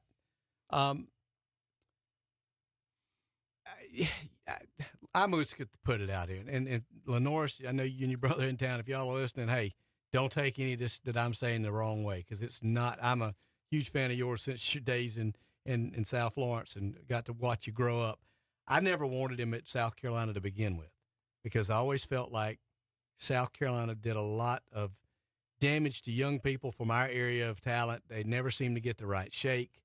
They're never used in the right function or right way. And I mean, it goes for Spurrier. When he was coaching, we had a great running back from Lake City, would have been fantastic, but you have to run that kid the right way, and they didn't. Yeah. I would have thought a program, too, that would have been better for Lenoris that was more known for quarterbacks they've put in the NFL, or coaches that have quarterback, they produce prodigies, whatever you want to call them. Name me one top NFL quarterback South Carolina's ever produced. I mean, you really can't. The silence is deafening. Yeah, it's deafening. And it's very telling, too. Right. And the one that produced came off that did play for the longest period of time, probably of any of them, came from a team that went 0-11. Yeah. Anthony Wright. He played for 4 different teams in the NFL. And nobody would have ever thought he'd ever been a starter at any level after college football. And you're right. Savell Newton and Connor Shaw both had a cup of coffee in the NFL, but that's all they had was a cup of coffee. Yeah. So I would, if you'd taken Lenoris' skill set and his size and put him at LSU, you put him at Ole Miss under Kiffin, you put him at Tennessee under their head coach, you would have seen a quarterback flourish. You'd have put him at Georgia. You put him at you might even say Texas as Sarkisian. You put him underneath him. I think you would have seen different results out of that. Now, also, those programs are steps ahead of South Carolina's development. But to call it a waste of talent, you might could call it one of the greatest wastes of talent of a player in history. Makes me wonder, because he didn't change his commitment until after Dino was fired, right? Dino had not been terminated at that point. I wonder if he actually went to Syracuse. If Dino Babers would still be there at Syracuse. I don't think so. You think it was just I was think a matter it was of time? Dino's time. I do. And I don't necessarily think it would have been the best choice for him to go to Syracuse either, though I like Dino Babers. I met him. I think he's a great guy. He would have done well at Virginia, which was where he'd initially committed before Syracuse. Yeah, no, under Tony Elliott, under that honestly, system with Elliott, he'd have done a lot better. I think Lenoris could be the number 1 overall pick this year. Yeah. So it's really where you land. And to sit here and act like Lenoris was on South Carolina's radar for the majority of the season, I can go ahead and tell you, if anybody's telling you that, they're lying. Mm-hmm. And I don't care who you are. He didn't come onto their radar to the very last minute. And it took a lot of and it wasn't because Lenoris wasn't good enough. He has proven he was good enough. Back in the day playing at South Florence, we could watch him play and have half a decent piece of acumen in any type of college ball. You could tell the kid's destined to play D1 ball. I mean, There's no doubt about it. He's there. And anybody would have loved to have had him. But especially when you think about the off-season offers he got after year 1. Well, he got stupid money offers. Well, even we were saying the first time we ever watched this kid throw a football, that's a Sunday guy. That's not even a Saturday guy. That's a Sunday guy. Sunday arm on that kid. Knew it from day one. I mean, there's a lot that can be said. And I hate that for Lenoris, and that he really got handcuffed by a guy last year that really had no clue, and it's shown repeatedly throughout his professional career. He's got no clue what he's doing. Yeah. as a head coach or as an OC. I don't understand how you have that last name and you are that incompetent. There's a reason you're available and unemployed. There's a reason why you got fired at Alabama. Yeah. I mean, there's a whole reason you were available to jump on the job last year pretty quick for South Carolina. And it's because you weren't any good at it. Yeah. So it's your very last frustrating name. when you watch it. And I was no Dow Loggins fan, but he got it. He knew what to get out of Lenore. He figured it out before the end of the season because they went on a fantastic run in the second half of that season. Let's be honest. That's what coordinators are supposed to do. They're Exactly. supposed to accentuate the positives and try to hide the negatives as much as possible. It just seemed like any coach we've had, aside from Steve Spurrier, and I said any coach South Carolina's had, aside from Steve Spurrier, has always said, okay, this is quarterback A, I'm running offense B. Quarterback A, you got to fit offense B. Doesn't matter if you can't run. You're going to be required to roll out of the pocket and tuck the ball and run. Doesn't matter if you've never run an option before, you're now an option quarterback. Doesn't matter if you've never run a pro set, you're going to be the next pro set, coming from a all option or wishbone offense. They always try to take the round peg and put it in the square hole when it comes to quarterbacks. It seems like that's what always happens.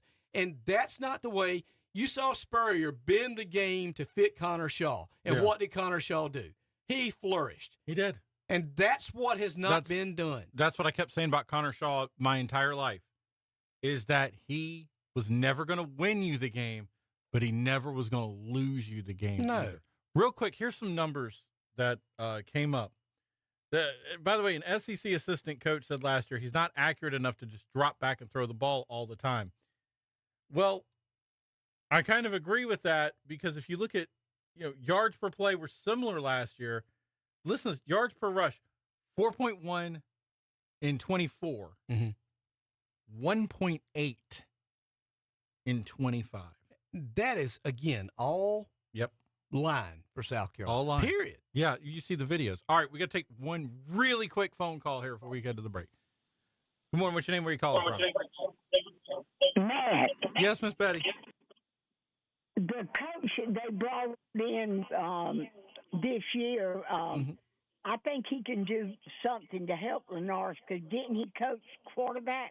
Yes, he did. Yes. So, and also, didn't he come from NFL? He did. He came from the NFL. Mm-hmm. So I think Lenore's this coach that they brought in will be able to help Lenore's, but also hopefully Lenore's has got guys around him that can help him also. Yeah, I would hope so too. Mm-hmm. And also, the guy that just got off the radio, he left Tommy Suggs out of the quarterbacks at South Carolina. Tommy Suggs was in two, what is that thing that they go to when they're very good? All-American? I don't know. Tommy Suggs was one of the best quarterbacks at one of them that South Carolina has ever had. Well, I don't think he lost a single game to Clemson as a quarterback, as a starter. No, they make sure you know that. Tommy never lost to Clemson, but that's beside the point. Tommy Suggs was a great quarterback, and we should also keep him when we name him good players. Yes, ma'am. I would agree. You got anything? But anyway, enjoyed your show. We'll continue to enjoy it. I just wanted to bring up about Lenore's. I think this coach help him, and also hoping Shane Beamer won't be here next year. All right, Miss Betty. Thank you, Miss Betty. Thank you. All right. Have a good one. You too. Bye. Bye.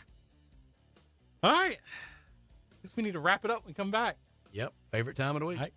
Hey, it's Tony Zach with Mr. Sparky. Storm season is here. Surge protectors block excess voltage that shorten the lifespan of your major appliances by up to 30%. That's like only getting to use 2/3 of the value of your appliances that you paid thousands for.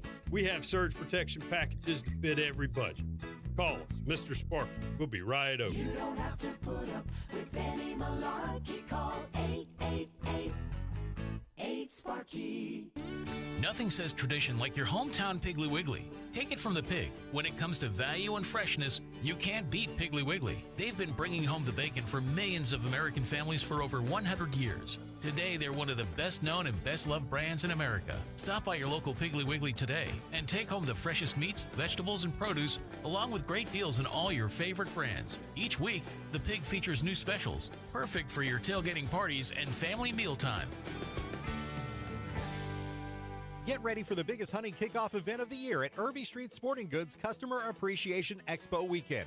Happening Friday, July 31st and Saturday, August 1st. Score early bird specials with up to 80% off select clothing from Sitka, Bandit, Drake, and Gator Wader. Save up to $200 on select Beretta, Christensen Arms, and Franke firearms. Plus up to 50% off Burris and Vortex optics. Get ready for duck season with up to 50% off select waders and hunting boots from top brands like Frog Tog, Drake, Lacrosse, Danner, and Extra Tough. Plus 15% off all Yeti coolers. Register to win dozens of door prizes, including Yeti coolers, knives, tumblers, hats, t-shirts, and more. Meet representatives from over 10 top brands. Enjoy live demonstrations. Check out the newest products and get your questions answered by the experts. Bring the whole family. Grab a bite from Wonder Waffle and Cornerstone Pizza and take advantage of some of the biggest hunting season savings you'll find anywhere this year at Irby Street Sporting Goods, July 31st and August 1st. We'll see you there. Every day, we see heroes who walk among us. They don't ask for praise. They don't seek the spotlight. They served our country, defended our freedoms, and came home to build our communities. Wake Up Carolina, in partnership with MPD Electric and Pepsi of Florence, is shining that spotlight where it belongs with Honor a Vet. If you know a local veteran, tell us their story. Go now to honoravetSC.com. That's honoravetSC.com. Each week, we'll select a veteran to join us in the studio on Wake Up Carolina, share their journey, their courage, their laughs, and present them with special gifts from our sponsors, including a gift bag from Pepsi of Florence. So nominate a hometown hero today at honoravetSC.com. Take 60 seconds, make a lifetime memory for a special vet. And from all of us at Community Broadcasters, together with our title sponsors, MPD Electric and Pepsi of Florence, thank you for your service and for the freedoms we cherish. Honor a Vet. Nominate now at honoravetSC.com. The Florence, Carolina Career Fair, presented by Pepsi of Florence, sponsored by Community Broadcasters, and held at Staybridge Suites in Florence, will be held on August 5th from 11 a.m. to 2 p.m.